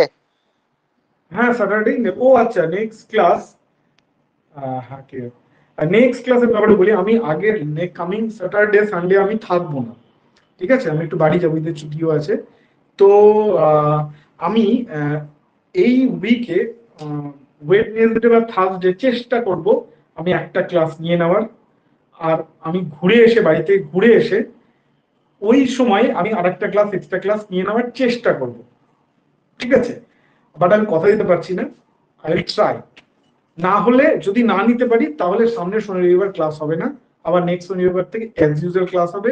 আর যদি আমি এর মাঝে পারি এক্সট্রা ক্লাস, মানে এই যে ওই সপ্তাহের ক্লাসটা নিয়ে নিতে যদি চেষ্টা করব, যদি পারিতে পারলাম, না হলে নেক্সট শনি রবিবার ক্লাস হবে না, তারপরে শনি রবিবার থেকে আবার অ্যাজ ইউজুয়াল ক্লাস হবে, ঠিক আছে। স্যার ট্রাই করেন ওয়েডনেসডে এর মধ্যে, আজকে আবার আমি একটু কলকাতায় যাব তো। ঠিক আছে, আই উইল ট্রাই, আমি দেখি। হ্যাঁ, আমি শুক্রবার ওই দিন বাড়ি যাব, তো তার আগে আমি যদি পারি তো দিতে পারি, ওকে, আর না হলে হবে না, ঠিক আছে। ওকে, তাহলে মোটামুটি সবার ক্লিয়ার, এমনি ক্লাস সবার ভালো লাগছে তো, মানে মানে হোপফুলি যেরকম পড়েছে তার থেকে আলাদা লাগছে তো, মানে ইন্টারেস্টিং লাগছে তো, মানে আমি তোমাদের একটু ফিডব্যাক চাইছি যে ইজ ইট ইন্টারেস্টিং, মানে বোঝা যাচ্ছে তো, মনে হচ্ছে তো যে আমরা কি এটা পড়ছি বুঝছি, মানে মনে হচ্ছে না যে স্ট্রেংথ অফ মেটেরিয়াল কোনো দূরের কোনো আর কি সেই অপরিচিত কোনো মেয়ে, আমি তাকে চিনি না জানি, এরকম মনে হচ্ছে। এখন তো মনে হচ্ছে না যে একদম আমার ঘরের লোক হয়ে গেছে, এরকম যাতে মনে হয় আর কি। দারুণ লাগছে স্যার, ওকে, ভেরি গুড, হ্যাঁ স্যার, ভালো লাগছে স্যার। ওকে ওকে, এটাই তো চাই। আর স্যার একদম ভালো ভিতরের লাগে জিনিসগুলো বুঝতে পারছি। হ্যাঁ, এতদিন যেগুলো হয়তো তোমরা বুঝতে পারতে না, এটা কি হয়, এটা এরকম আর কি, এই আমি চাই এই জিনিসটা যেন হয়। হুম, একদম ভীতিটা একদম কেটে যায়, একদম বন্ধু হয়ে যাও স্ট্রেংথ অফ মেটেরিয়াল। এরপর থেকে স্ট্রেংথ অফ মেটেরিয়াল ওই সাবজেক্টটা কেন। ওকে, সো ওকে, চলো নেক্সট ক্লাসে আবার দেখা হচ্ছে খুব তাড়াতাড়ি। চলো, টাটা।